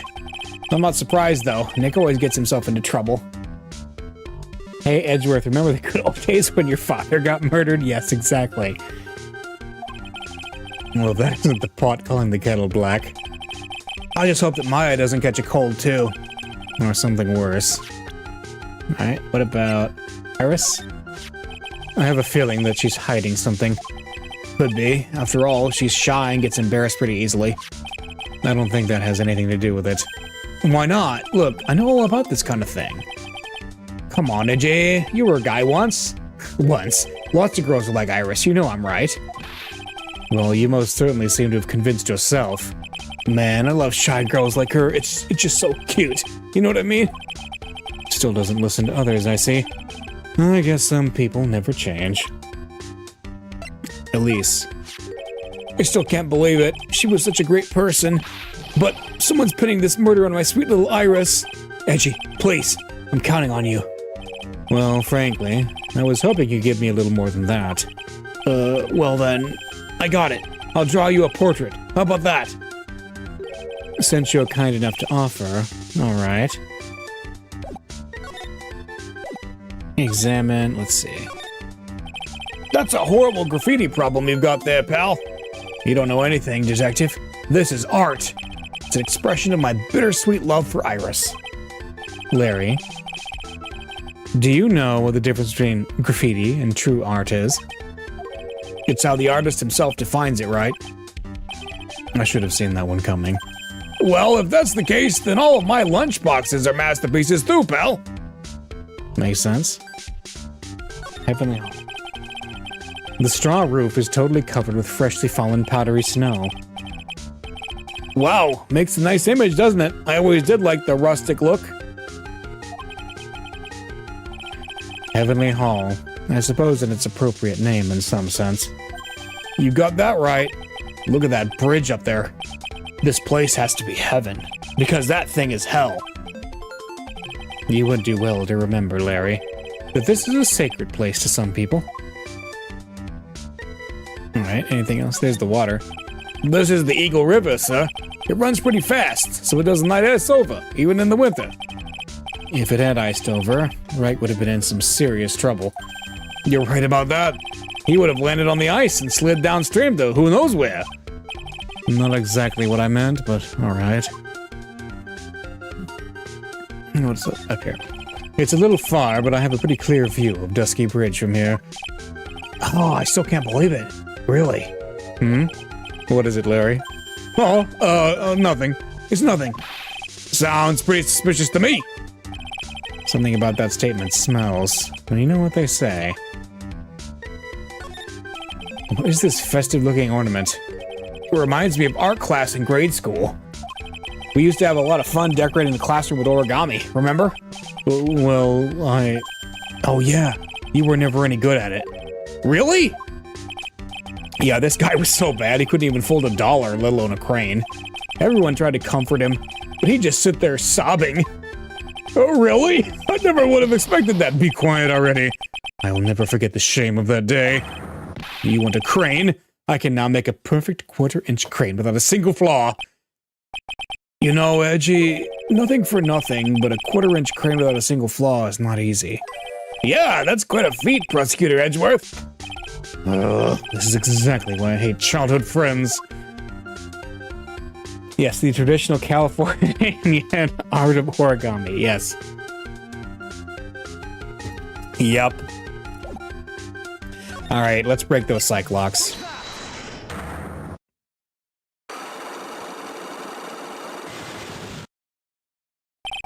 The night of the crime. Alright, now you're gonna tell me what you really saw last night.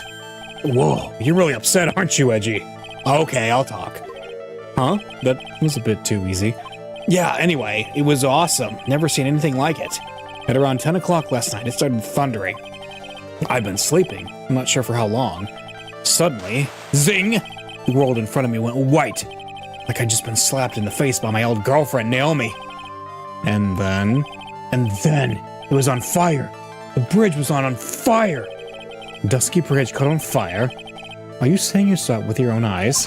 Hey, why are you giving me the evil eye? I'm telling the truth. There are still 3 psycho locks remaining. That means he's still trying to hide something. By the way, Larry, where were you when you saw that happen? Where, you say? What do you mean? What do you mean? What do I mean? Just answer the question. I was in my own room by the main hall. Where else would I be? As usual, you're as transparent as an empty jelly jar. The problem, I suspect, lies there. There? What do you mean, there? It's impossible for you to have seen lightning strike Dusky Bridge from your room. Let's see. The map. Yeah, there's a big mountain in the way. This is a map of the area. Take a look around the vicinity of Hazakura Temple. What am I looking for? I think that should be fairly obvious. The main hall is surrounded by trees, and it's impossible to see the bridge from here. What? Why didn't you tell me that before? Well, how about it? How about what? Do you feel like talking now? About what? It looks like it won't be that easy after all. You leave me no choice. I'll have to move on to the next step. You weren't in your room at the temple, so then where were you? You don't know that I wasn't in my room? So where was Larry, and why was he there?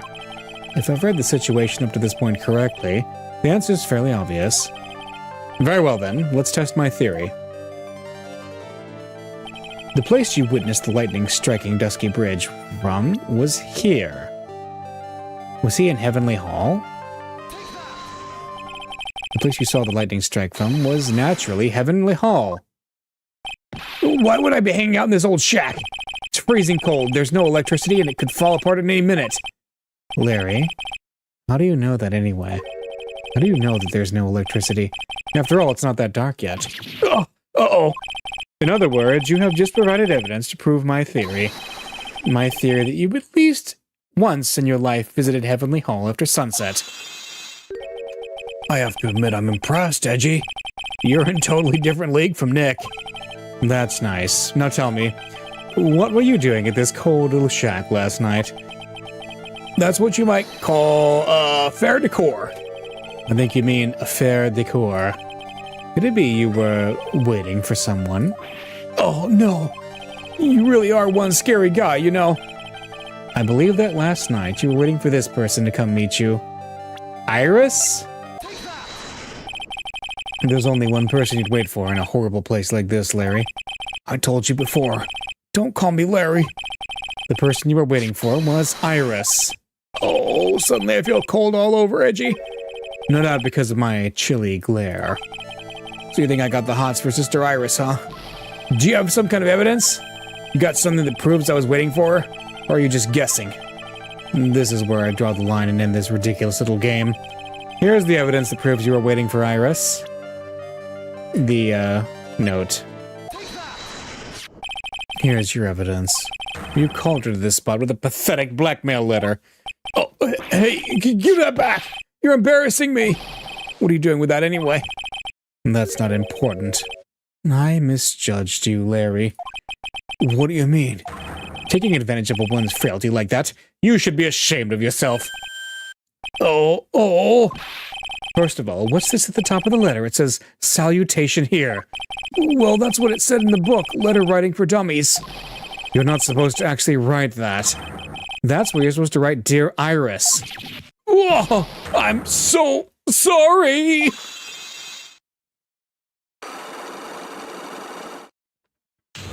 Unlock successful. All right, let's talk about it. So you were here in Heavenly Hall last night, weren't you, Larry? And you saw the lightning hit Dusky Bridge, didn't you? Sorry, Edgy. Sorry doesn't cut it, you scumbag! Threatening a young lady like that.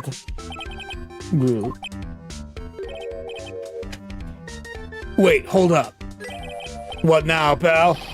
What are you talking about? What threatening stuff? I'll tell you what, you tried to scare Iris by threatening to expose a secret, pal. What do you mean threaten? When did I threaten her? Unless you want your secret to be exposed. That sure sounds like a threat to me, pal. Blackmail, in fact. Give me a break. It's a love letter. Haven't you ever been in love? What did you just say? My love for her burned so hotly it could melt all the snow on this mountain. Oh, then what is this secret you mention? Come on, Edgy. Don't you get it? I'm talking about the secret love between her and me. Obviously, she wouldn't want Old Lady Bikini to know about it, right? About our hot and sour, bittersweet love affair. All right, then why did you send a love letter in a business-like manila envelope? Give me a break. It's not my fault I didn't have any other envelopes. Yeesh. Then why were you so quick to apologize, pal? It's because Edgy gave me that scary look of his. What's wrong, Edgy? Why are you so quiet all of a sudden? That's it. That's what all those huge locks were about? I don't understand why you were so defensive. Well, I don't know either. I guess the thing is, you shouldn't expect too much from a guy like me. Hey, come on, don't let it get you down. But Mr. Edgeworth, this guy's still hiding something, I know it. What do you mean, Detective? Don't forget what this guy said just a minute ago. If you really want to know, last night I saw something incredible. Yeah. He's right. Larry? What? You're looking at me like a hungry dog that just found a bone. What was this something incredible you saw last night? You're going to tell me, Larry, one way or another. I already told you, didn't I? I saw lightning strike Dusky Bridge. Yes, and I believe it was the incredible sight you saw, but now that I think about it, something doesn't quite ring true. What doesn't? If that's all there is to your story, your heart wouldn't have had all those locks. Therefore, Larry, I do believe you saw something last night, something more incredible than lightning. What? When? Where? Why? How? Hey, what do you think you're doing? If you hide anything from Mr. Edgeworth, I'll arrest you on the spot, pal. Oh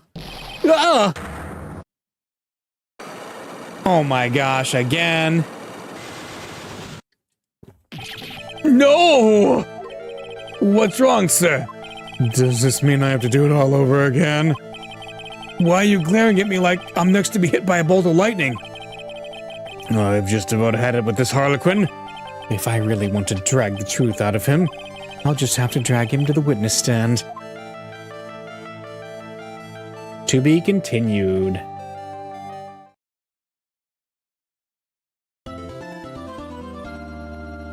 All right, we save. And we're going to do the trial next. So I will be right back and we can start the first bit of the trial.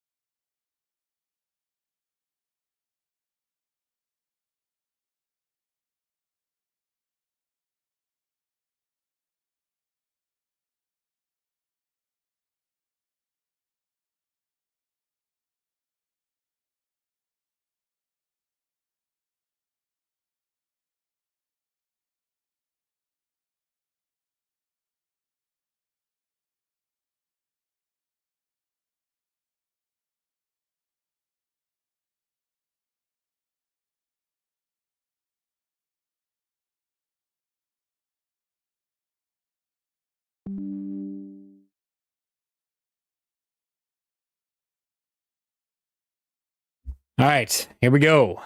Let's continue with the trial. February 9th, 9:47 a.m., District Court, Defendant Lobby number 1. Oh my, Mr. Larice feels that way about me? Apparently. He isn't aware of your real secret at all. This is no time to be embarrassed. I'm sorry. I'm just hardly accustomed to that sort of thing. Mindless self-indulging himself. Yeah. Why not? In any case, whatever it was that he saw on the night of the incident, mark my words, I will drag it out of him. Does that mean Mr. Larice is the witness today? No, I believe that none will be the first to take the stand. Sister Bikini. She claims to have seen the very instant in which you carried out the crime. I just want to ask you one last time. It really wasn't you who killed Miss Elise Dunim, correct? Is correct. It wasn't me. Very well, then. Mr. Edgeworth? Yes?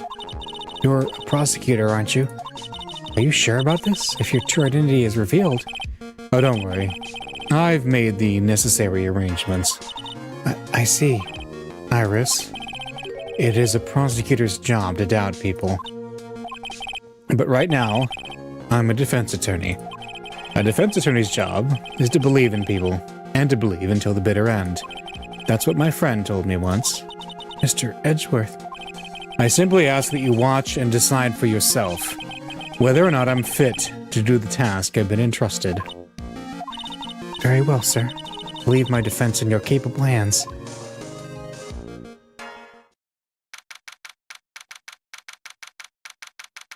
February 9th, 10 a.m., District Court, Courtroom number 7. Court is now in session for the trial of Sister Iris of Hazakura Temple. The defense is ready, Your Honor. The defense does indeed appear to be ready. However, the same cannot be said for the prosecution in this case. Indeed. I'm not sure I'd like such a blatant waste of this court's time. An empty prosecutor's chair can only mean that the prosecutor has no confidence in their ability to prove their case. It would seem this case is already over before it had a chance to begin. I am ready to announce my verdict this time. This court finds the defendant.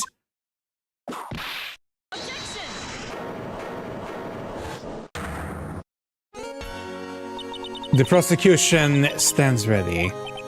And you are? Franziska von Karma, prosecuting prodigy. Von Karma, you see.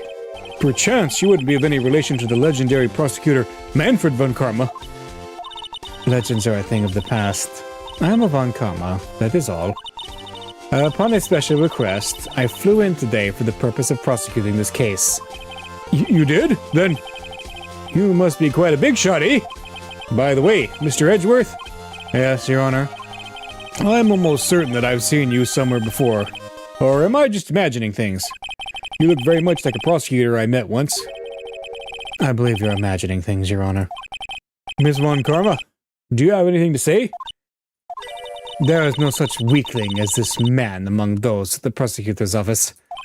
There isn't? But I'm sure once before. This court... Ah! I told you there is no such weakling. What is that, a whip? I am not sure I care for such a thing in my courtroom. Bailiff, remove that whippet. I have no objection to the whip. You don't? The prosecution can wield a whip or drink 17 cups of coffee, but there's still only one truth. That's what I stand here to prove today. This promises to be interesting, Miles Edgeworth.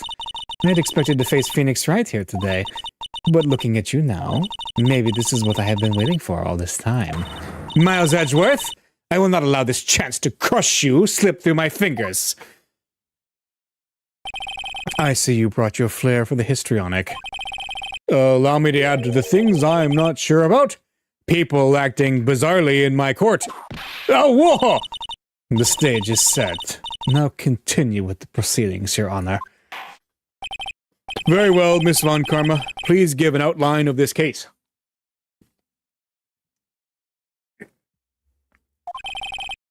with as little whipping as possible. The murder victim is the famed picture book author Miss Elise Lim. Her body was found in the Hazakura Temple courtyard. She had been stabbed in the torso by a ceremonial sword from a golden statue. The sword in this picture is the weapon in question, correct? Very well. The court accepts this photo of the crime scene. Crime photo added. There is no mistake. This was the doing of Sister Iris. After all, there is a witness to her crime. Very well. Please bring this witness to the stand. And so it begins. My first and last trial as a defense attorney.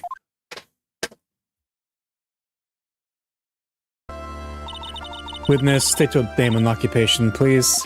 Hold on here. I'm not sure about being not sure if I care for this at all. Witness, please stand up nice and straight. If I recall correctly, there are a few milk crates in the defendant's lobby for our back pain-plagued witness. Bailiff, fetch a crate for this poor lady, please. Once again, your name and occupation, please. Little old me? Well, I'm the head nun of Hazakura Temple on Eagle Mountain. My name is Bikini. You got it? Bikini. Nice to meet everyone.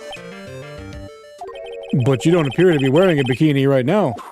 Oh! The courtroom is the garden of holy judgment.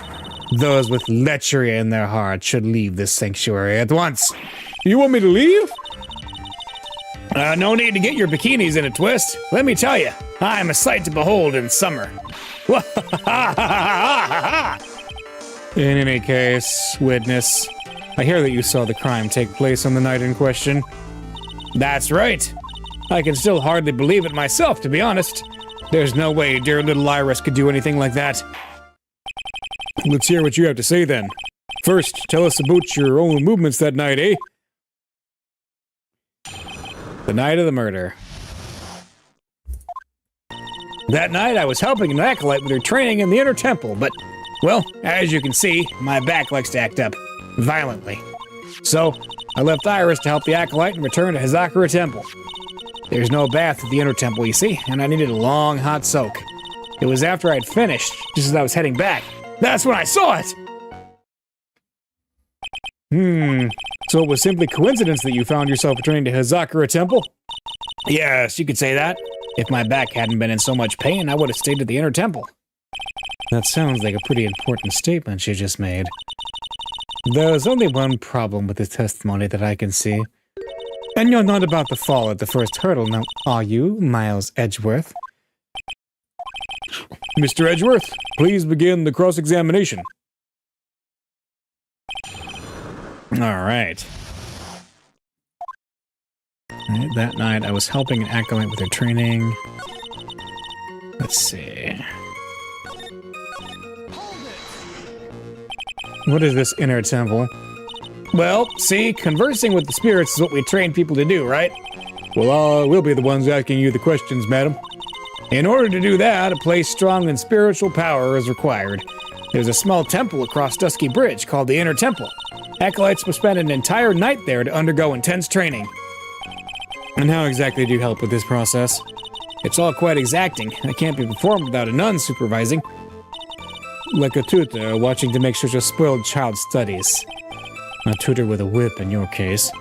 If that's the case, then why did you return to Hazakura Temple, where the murder took place?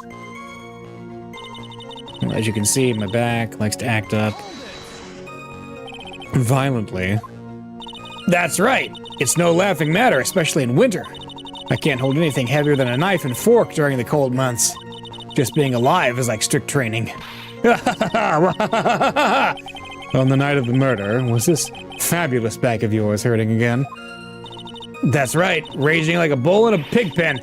I almost fainted once or twice. I just knew that unless I warmed it up, it was gonna finally finish me off. So left, returned to the temple, got it. You left Iris to help with what? What do you think? The acolyte's training, of course. It was just past 10 p.m., so we were starting to enter into the training exercises proper.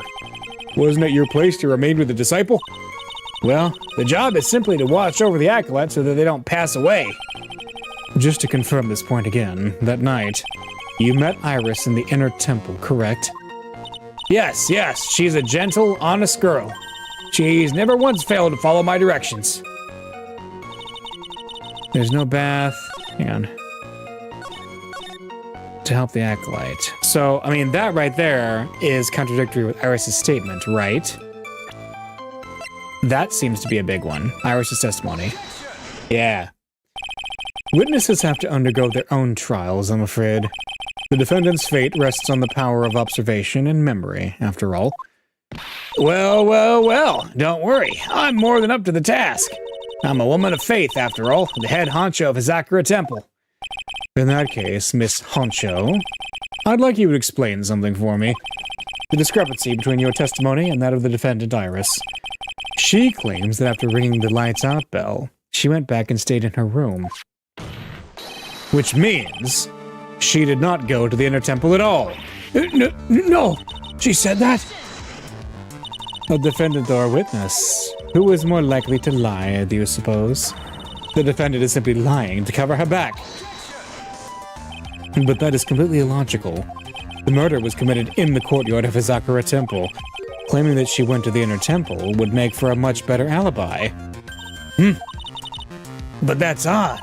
Whatever the reason, I can't believe that she would lie. She does indeed have honest eyes. Oh! All people lie. That's my belief. Why am I the only one being whipped in here? Anyway, neither the witness nor the defendant have any reason to lie. Which means we must call your memory into question. Dear. You're older than me and you want to play that game, do you? Well, that isn't exactly what I... My memory is perfect. Crystal clear, especially in winter. Then I suppose it's too early to end this cross-examination, eh? Mr. Edgeworth, if you're going to question the memory of this witness, you will need to show a more decisive piece of evidence. Understood, Your Honor. I was naive to think that alone would do the trick. Then please add your comments about Iris to the testimony, and let us return to the cross-examination. That night I was helping an acolyte with her training, but Iris came. She was dressed exactly as she'd been at dinner. Ah, Iris's hood. Easy. Witness, let's get one thing straight.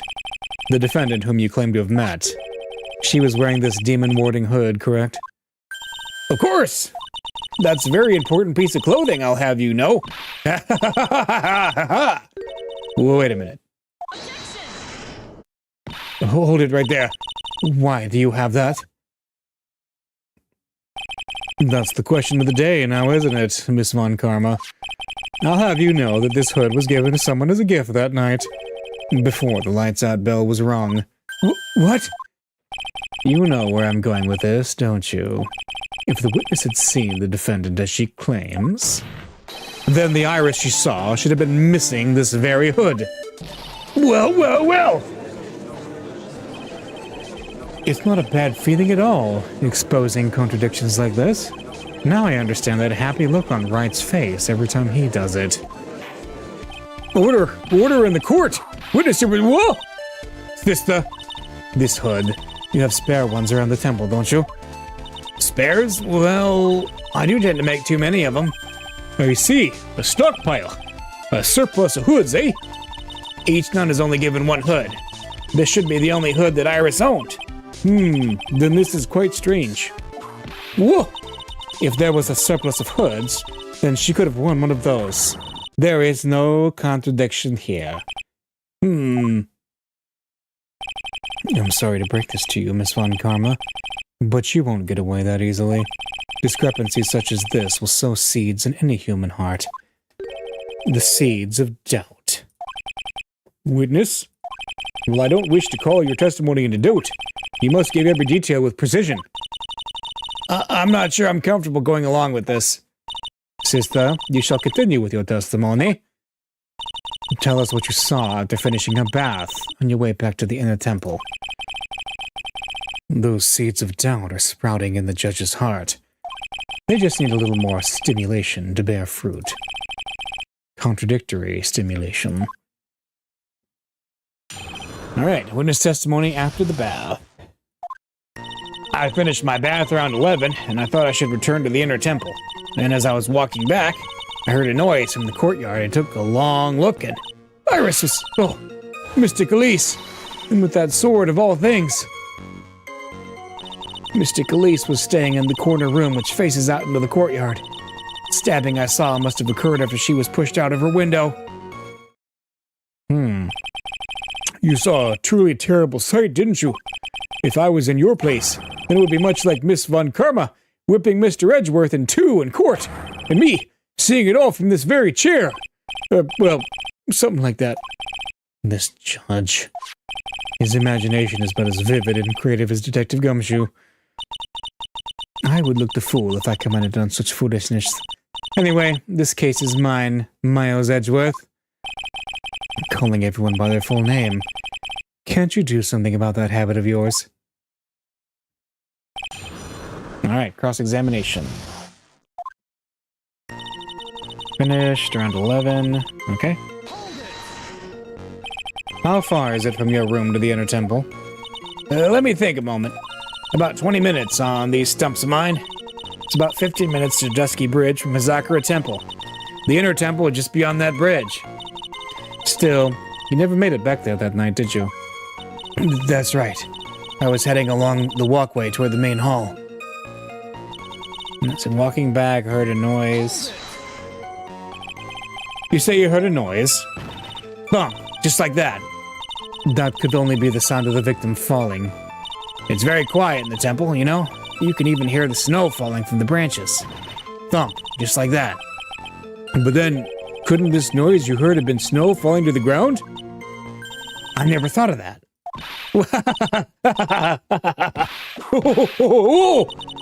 The next one to laugh gets a whipping. Well, whatever the source of the sound, I looked over at the courtyard and... Iris was... Okay, Iris and the sword. This is the second time that the witness has testified to seeing the defendant, but some doubt remains in these claims. Hey, just what does that mean? Just because you're a good-looking young man doesn't give you the right to... The murderer who stabbed the victim with a sword, Sister Bikini, try to recall exactly who it was you saw as clearly as you can. Well, you're a handsome young man, so I'll forgive you. Oh, now that you mention it, there was something awfully strange about her. Something that's been bugging me all this time. Please, don't keep us in suspense. Her hood! Her hood? That's right. It's coming back to me. Iris, she wasn't wearing her hood. I thought something was out of place, but it all makes sense now, doesn't it? After all, she'd given that hood away to someone, right? Ooh. Ah. You've dug your own grave, Miles Edgeworth. What do you say, Mr. Edgeworth? Is this testimony important? It is. This may initially appear to put me at a disadvantage, but I can't see any other leads at the moment. Your Honor, I would like these new statements to be added to the testimony. Miles Edgeworth, if you want to hang yourself, you need only to ask. I'll gladly lend you my whip. Witness, add that statement to your testimony. No problem. Iris didn't have her hood on, okay? Mystic Elise was staying in the corner room, which faces out into the courtyard. Stabbing I saw... Iris didn't have her hood on. Okay. Body fell 10 feet after death. Oh.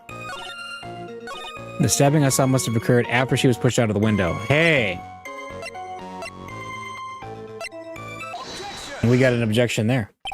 Impressive logic. That's what I'd like to say, anyway. Oh, please do. My brain is something else, especially in winter. However, I think you're overlooking one thing. Miss Von Karma, would you be so kind as to take another look at the autopsy report? The autopsy report? The victim did fall from a height of 10 feet. However, this fall was after she was killed. That's right. It says after death right here. The scene the witness claims to have seen is contradictory. If the defendant stabbed and killed the victim there in the courtyard, how did the victim then go on to take a 10-foot fall? Ah! Oh, order! Order! The victim was killed and then fell. If that's the case, then the victim must have been killed in her room. Don't you agree? That is the logical conclusion. Yes, that's right. The victim must have been stabbed by the defendant in her own room, and she was then thrown out of her window down into the courtyard below. Were there any signs of a struggle in Miss Donim's room? She was stabbed with a sword that would leave a blood stain, wouldn't you agree? Well, Miss Von Karma, was there any blood? Ooh, no traces of blood were found in the victim's room. Your whip has just caused traces of blood to be found in my glorious playoff beard. However, if there was no blood in the room, then you claim that— whoa! I'm sure there's no need for me to go over this, as I'm sure your honor is well aware of when a stab wound produces the most blood. When it produces the most blood? Further, the blood is actually lost at the moment of the blade's insertion. If you were to talk about when the most blood would be lost from a body, that would be when the blade is removed. Indeed, with the weapon still in place, it acts like a lid on the wound. That's true. With the weapon still in the body, there wouldn't be much bleeding. A perfectly reasonable line of thinking. We have come to a conclusion then. The victim was thrown out of the window with the sword still in place. This removes all of the contradictions. Order, order, order! I must admit this is a probable version of events. I'd expect no less from Franziska von Karma. She locates and takes control of every vital point. It seems that we need a clearer testimony from the witness. Remove all supposition on your part and tell us only the facts, please. Witness, please, remain standing on the crate. Don't go selling me short now. The weight of winter snow has bit me out of shape, especially my back and my mood. Sister, please, give us your testimony. I will give you a vigorous massage once we are finished here. With the whip. Oh boy. All right, all right. All right, further details. When I looked out across the scene, the sword was allegedly in place. Thinking about it now, I didn't actually see her stab Mystic Elise. I've never seen so much blood before. That's when I fainted. You can't blame me, can you? And when I awoke, Mystic Amy was stabbing Mystic Elise through the back. Interesting. This is all confirms Miss Von Karma's theory. Von Karma strive for nothing but perfection. Putting together such facts is nothing for me. You should know that, Miles Edgeworth. Perfection is an impossibility, Franziska von Karma, and I'm here to teach you just that. Further details, okay? And it looks like the sword was already in place, okay? And that time, was the victim bleeding? Well, I was very shocked to be seeing all this, of course, so I'm not entirely sure, but I don't think I saw any blood, not then. I'm sure that you didn't. The weapon was acting as a plug in the wound. In any case, let's be clear at one very important point. Did you actually see the instant in which the victim was stabbed? Thinking about it, I didn't actually see her stab Mystic Elise, okay. Think carefully, this is very important. It's Iris we're talking about here. I'm thinking for all I'm worth.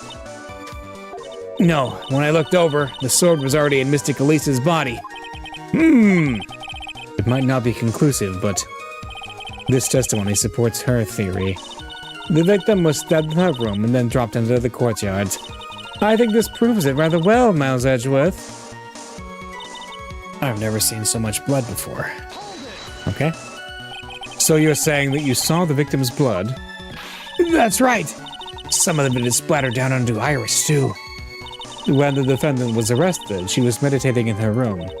And her blood-flecked clothing was neatly folded in the corner. What? Her clothes were blood-flecked as well. That seems quite conclusive to me. What should I do? Press this point further? Yes. Going back to your previous statement, you said that you saw a little bleeding when the victim was stabbed. But now you say you saw the victim bleeding? Well, I say that what I saw is what I saw. What did you see? Maybe I didn't see the poor woman get stabbed, but I saw the girl pull the sword out of her, plain as day. Pulling the sword out? Well, it wasn't exactly pulling. It was more like it came out. Witness, you'll add this statement to your testimony. Oh, was that important? More important than you can imagine. Okay, I saw the instant in which the blade plunged into the hilt was smoothly drawn out. Plunged into the hilt? Why is there only blood on the end, then? Sister Bikini, you are a reliable witness. At least I'd like to think so. But there are too many contradictions here. What do you mean? You make it sound as though I'm a liar. But you're a handsome young man, so I'll forgive you. What contradictions are you talking about? In the scene that the witness claims to have seen, the weapon was thrust up to its hilt into the victim. Furthermore, the killer withdrew the weapon smoothly from the body. However, both of these are complete impossibilities. What do you mean? Please explain. Whoa! Explain yourself. To start with, do you think it would be possible to stab someone to the hilt with this? No matter how I look at the defendant, she doesn't appear strong enough for that. Doesn't appear? What meaningless dribble? I too may appear to be weak and frail, but I can crush men under my heel and make them weep, should I so choose. Oh boy, there's a lot of fan art about that. The objection stands. I wept a little back there, I must admit. That isn't the only issue here. If this sword was truly stabbed into the body up to the hilt, well, just look at all the branches on it. It certainly wouldn't come out smoothly. We also have the problem of the amount of bleeding. It's true that when a blade is left in a body, it acts as a plug of sorts. However, when the weapon is shaped like this, it's an entirely different story. The wound would be too large for the blade to completely stop the bleeding. That's nothing more than conjecture. In reality, the victim was stabbed with the shichishito. Even a weapon of this nature may still sometimes slide out smoothly, and may still sometimes stop the blood loss. I'm not finished. There's still one more conclusive contradiction. You've still got more? This one is simple. If this sword really was thrust in all the way to the hilt, why is there only blood on the tip of it? If this witness is telling the truth, then there should be blood along the entire length of the sword. No! Order! Bravo, Miles Edgeworth. Raising this many contradictions from a single piece of evidence. All the other attorneys I know could maybe manage one, if that. But what does this all mean? You have proven contradictions regarding the murder weapon, but having come this far, there can be only one answer. And that is, the weapon used to kill the victim was not the shichishito. What? A foolishly foolish idea born from the foolish mind of a foolhardy foolish fool. Let's examine this again. What was it that made us think this sword was the murder weapon? Well, it's because Mr. Gamey was holding it. Exactly. However, if you reflect on this, that's the only basis we have to assume such a thing. The impression left by the scene was just too strong. That's what influenced us. It influenced us to believe that the shichishito was the murder weapon. Order! Whoa! So maybe the shichishito was not the murder weapon. Even if that's the case, it changes nothing, Miles Edgeworth. The sister here saw everything. She saw the defendant stab the victim with a sword-like object. That's true. Your response, Mr. Edgeworth?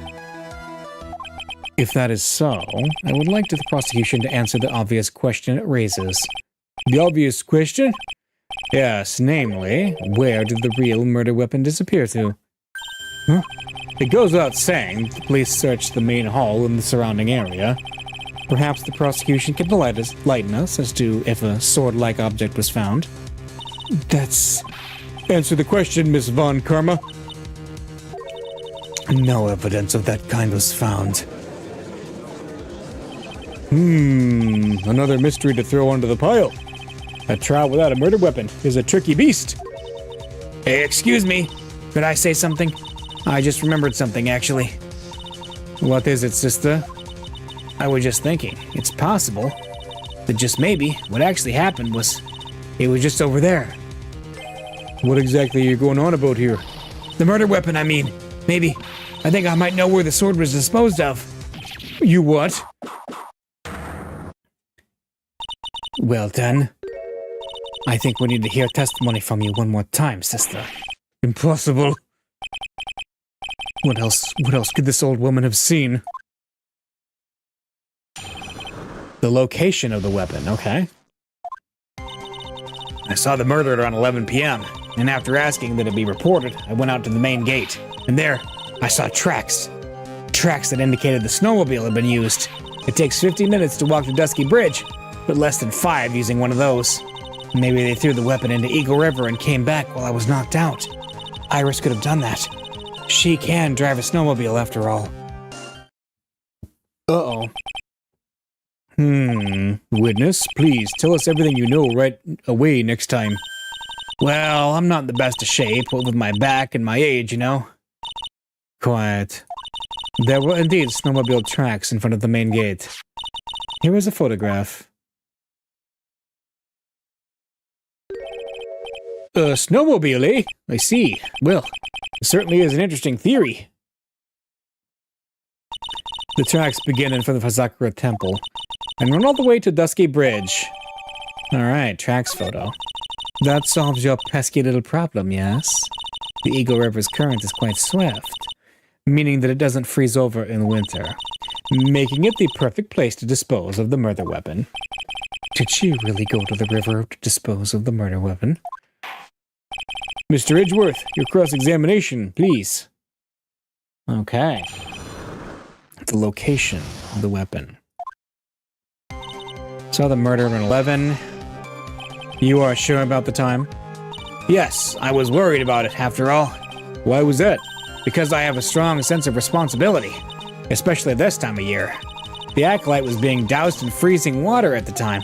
I couldn't very well take it easy in the bath all night now, could I? So at 11, I decided to leave Hazakura Temple. Your estimation of the time seems reliable, at least. Please continue, sister. And after asking that, I went out to the main gate. You asked Phoenix Wright to report the crime, correct? Right, the one who trampled me. It seems she is the type to hold a grudge. There isn't a phone in the main hall, so I sent him to the bridge. Phoenix Wright. He didn't even have his cell phone on him. He had forgotten it at home, apparently. What a naive boy, as always. Not only do I always carry my phone, but I always carry my whip in hand, too.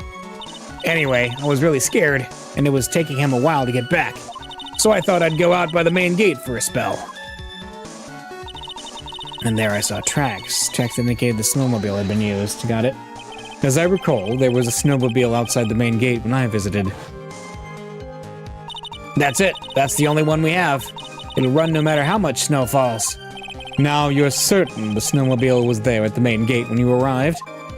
Yes, of course. It was parked in front of the gate. So, she had already gone, discarded the murder weapon, and returned by that time. I'm not sure if this is really relevant. What should I do? Press further. I need answers to every possible doubt. The snowmobile in question, was it still warm at that time? Huh? Well, what do you mean? What do you mean, eh? What do you mean, Miles Edgeworth?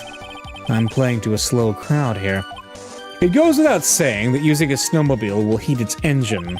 If it was still warm, then it means it was recently used. Ah, I see. I never thought of that. That's right. I overlooked that too. Of course you did. Then answer the question, please, witness. I don't often go around touching hot engines. However, now that you mention it, there wasn't any snow on it. Snow?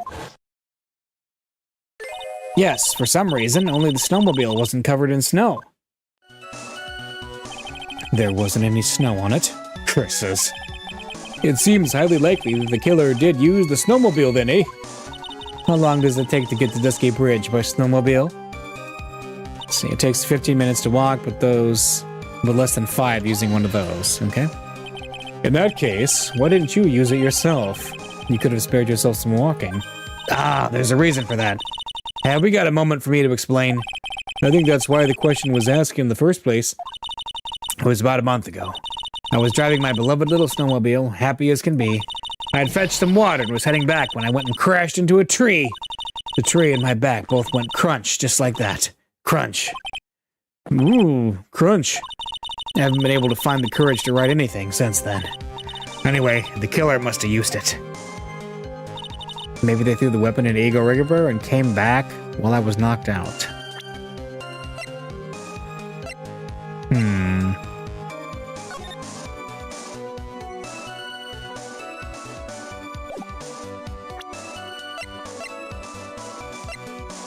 Know about the weather.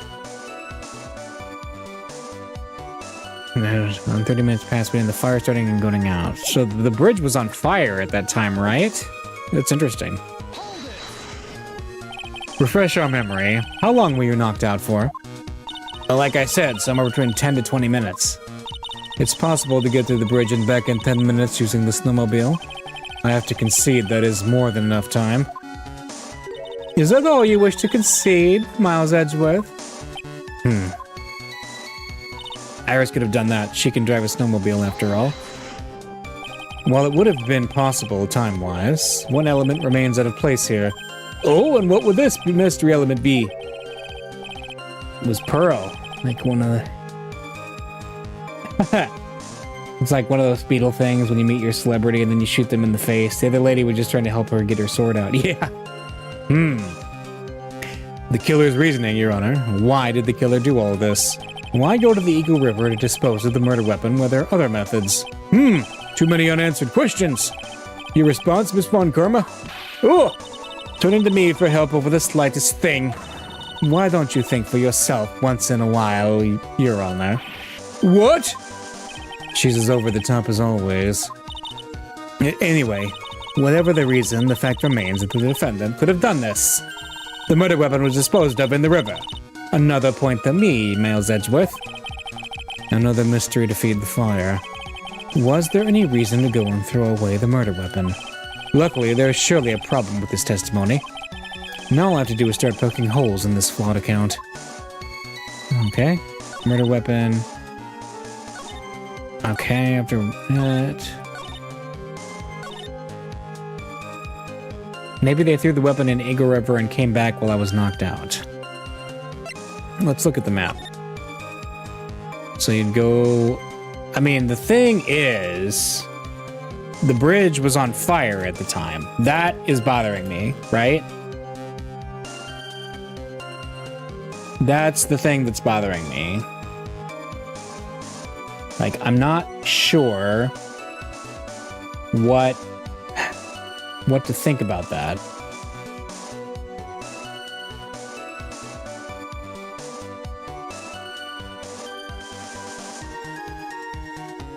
Let's see. Maybe this statement here is the one I think is incorrect.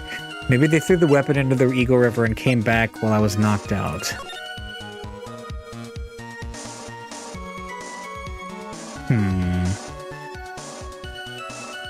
It's open. There's tracks, too. Why is there a set of other tracks? That's bothering me, too. There's quite a bit that's bothering me about this.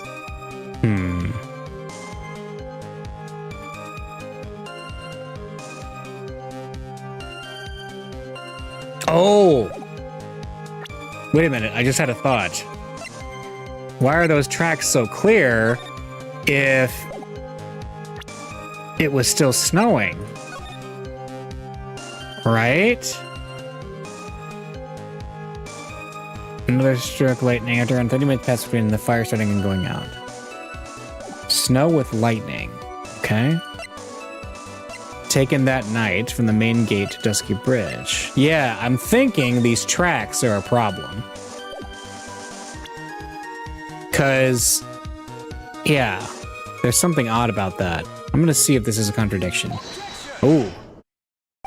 I admit this photograph proves something.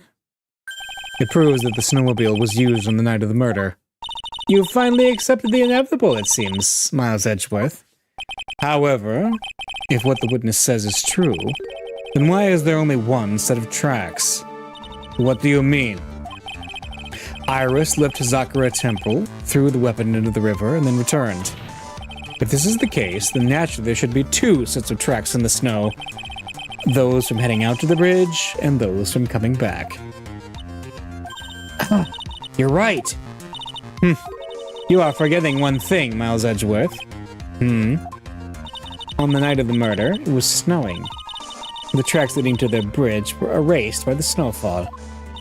This removes your precious contradiction now, doesn't it? Bah! Wait a minute, though, time-wise. Wait, it was the opposite of what I said. It had stopped snowing, right? So, yeah. I see. While she was at the river, the snow stopped, leaving just the return tracks in the snow. What do you have to say now, Miles Edgeworth? Is there a flaw in her theory? This idea that the snowfall covered one set of tracks? Yes. And it's the weather report. The tracks to the river were covered by snow. What a nice theory. However, Miss Von Karma, that is impossible. Would you care to explain why there is a rude index finger currently pointed in my general direction? No need. The evidence will do all of the talking for me. On the night of the murder, the killer went to and returned from Dusky Bridge in order to dispose of the murder weapon. The outgoing tracks were erased by snow, or so claims Miss Von Karma. Mr. Edgeworth, present your evidence to the contrary, eh? Evidence that the outgoing tracks were not covered by snow. The weather data. Witness, please tell us again what time it was when you witnessed the crime. Like I said, it was around 11. Of course, this means that the weapon was thrown away after that time, correct? On that note, please take a look at this data. It is the weather report for Eagle Mountain on the night of the murder. The weather report? Snow started to fall at 7 p.m., but it stopped at around 10:50. Huh. Therefore, when the sister witnessed the crime at 11 p.m., the snow had already stopped falling. It is impossible for any tracks made after that time to have been covered up. Oh! Order! Very well then. It looks like Miss Von Karma's claim has been snowed in. Oh! It's too soon to be closing this trial due to snow. Miss Edgeworth, how pathetic of you to rely on the weather of all things. Answer me this then. When is a weather report ever correct? Oh, no. You've got it all wrong. This isn't a forecast. This is actual data. Whoa! Forecast, data. All weather reports have some inaccuracies. It may still have been snowing in the vicinity well past 11 p.m. It's true. We cannot be totally sure, eh?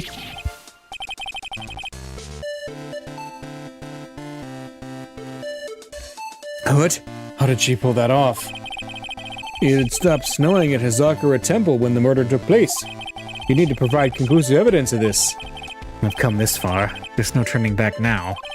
Very well. I, too, cannot allow any doubt to remain concerning this testimony. Ha! You can't back down, can you? Such a perfectionist, Miles Edgeworth. Very well then, Mr. Edgeworth. Where is your evidence that it already stopped snowing when the victim was killed?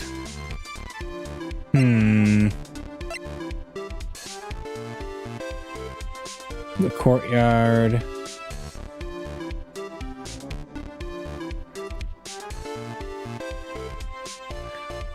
Look at that. Oh. Well, hang on. Okay, that's a picture, right?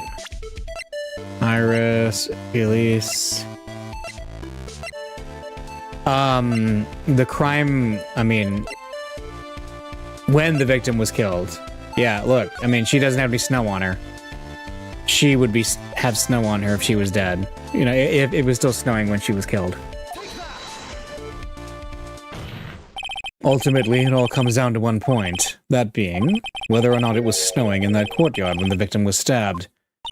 That's right, but proving that is incredibly easy. If we want to know whether it was snowing or not, this photo would tell us everything. Of course, I am referring to the photo of the crime scene. As you can see, everything is covered with snow, with just one exception, and that is the victim herself, Miss Elise Donim. Why is there no snow on top of her? The answer is simple. It had stopped snowing when she was killed, that's why. In other words, if the killer really did go to the Eagle River to dispose of the murder weapon, then in this photograph there should be 2 sets of tracks. Ah! Order! Just what are you— Ugh! Just what are you suggesting, Miles Edgeworth? To be honest, I'm not entirely sure myself, but this is simply what all of the facts point to. That night, someone used the snowmobile to leave Hazakura Temple. From the tracks left, it can be understood that they were heading for Dusky Bridge. At that time, it was still snowing. Of course it was, because those tracks were erased by the snow. Then, when this person returned to Hazakura Temple, the snow had stopped. Thus, the returned tracks remained. Can I say something? This all sounds a bit fishy to me. What does, sister? There is only one key for the snowmobile. Furthermore, on the night in question, we know that the defendant had it. The key was found in her room after the murder. Which can only mean that night, Iris used the snowmobile to go to the inner temple. But Iris said that she never went there. I should probably press on this point some more when I get the chance. The snowmobile can't cross the suspension bridge, so she must have left it on the Hazakura side of the bridge and crossed on foot. That sounds right. But what's odd is, when I left Iris and returned to Hazakura Temple, I didn't see anything near Dusky Bridge. You must have failed to see it, sister. Maybe, but when I made it back to Hazakura Temple, it was there, by the main gate. The snowmobile, I mean. I know what I saw. It was covered in snow, too. But that isn't possible. Order! Order in the court! What does all this mean? Yeah. So then what was the snowmobile used for? It wasn't taken by the defendant when she went to the inner temple. If it had been, then the witness couldn't possibly have seen it by the gate. Furthermore, it wasn't used by the killer to dispose of the murder weapon. If that was the case, there should be 2 sets of tracks in this photo. All we know is this. After it stopped snowing, someone used the snowmobile to return to Hazakura Temple. I never thought a simple snowmobile could cause so much trouble. I think we've learned all we can from this witness. Yes, I have nothing more to add. I've told you everything that I know. But then, that still leaves us with the same problem. If only there was someone, a witness who could testify to having seen the snowmobile. Oh, we know who it is. A witness, huh?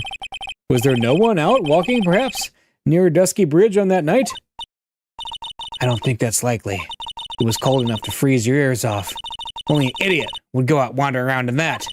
Unless they had something really important to do. That's a shame. Dawn? Something's coming to me. An idiot may well have gone wandering out on that subarctic night. Your Honor, actually, there just might be one individual who may be of help to us. Really? You know of someone who might have seen the snowmobile on the night of the murder?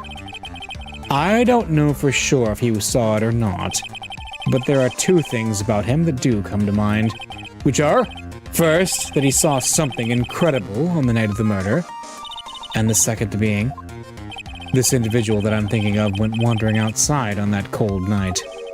In other words, he is our kind of idiot. Mr. Edgeworth, who is this idiot you're talking about? It's Mr. Larry. This guy must be a product of Jean-Luc de Leduc's Guide to Obnoxious French Painting. This is Larry Butts, a disciple of the victim Elise Donim. Her student? Interesting. And why was he wandering about outside on the night of the murder? That's... I could tell them all about his designs for Iris, but it may cost us his credibility as a witness before I even call him. He is, after all, an artist. He was, perhaps, searching for something in the snowy scenery that would move him, although I cannot guarantee that this is the reason. And so, this unfortunate, unreliable-looking man, what exactly was it that he saw? I intend to extract that from him, right here in this courtroom. Summon this youth as a witness immediately. I have no choice, do I? I believe he is in the gallery for this trial. It will not take long to summon him. Very well. Larry, you may have escaped me yesterday, but today I'm going to get everything out of you. The court will now adjourn for a 20-minute break. Ms. Von Karma, please see to preparing the next witness. Understood, Your Honor. Good. Well then, court is now in recess. To be continued. All right. Well, we're going to stop there for this week, and we will jump in next time with Miles Edgeworth, Ace Attorney. All right. We will see you then.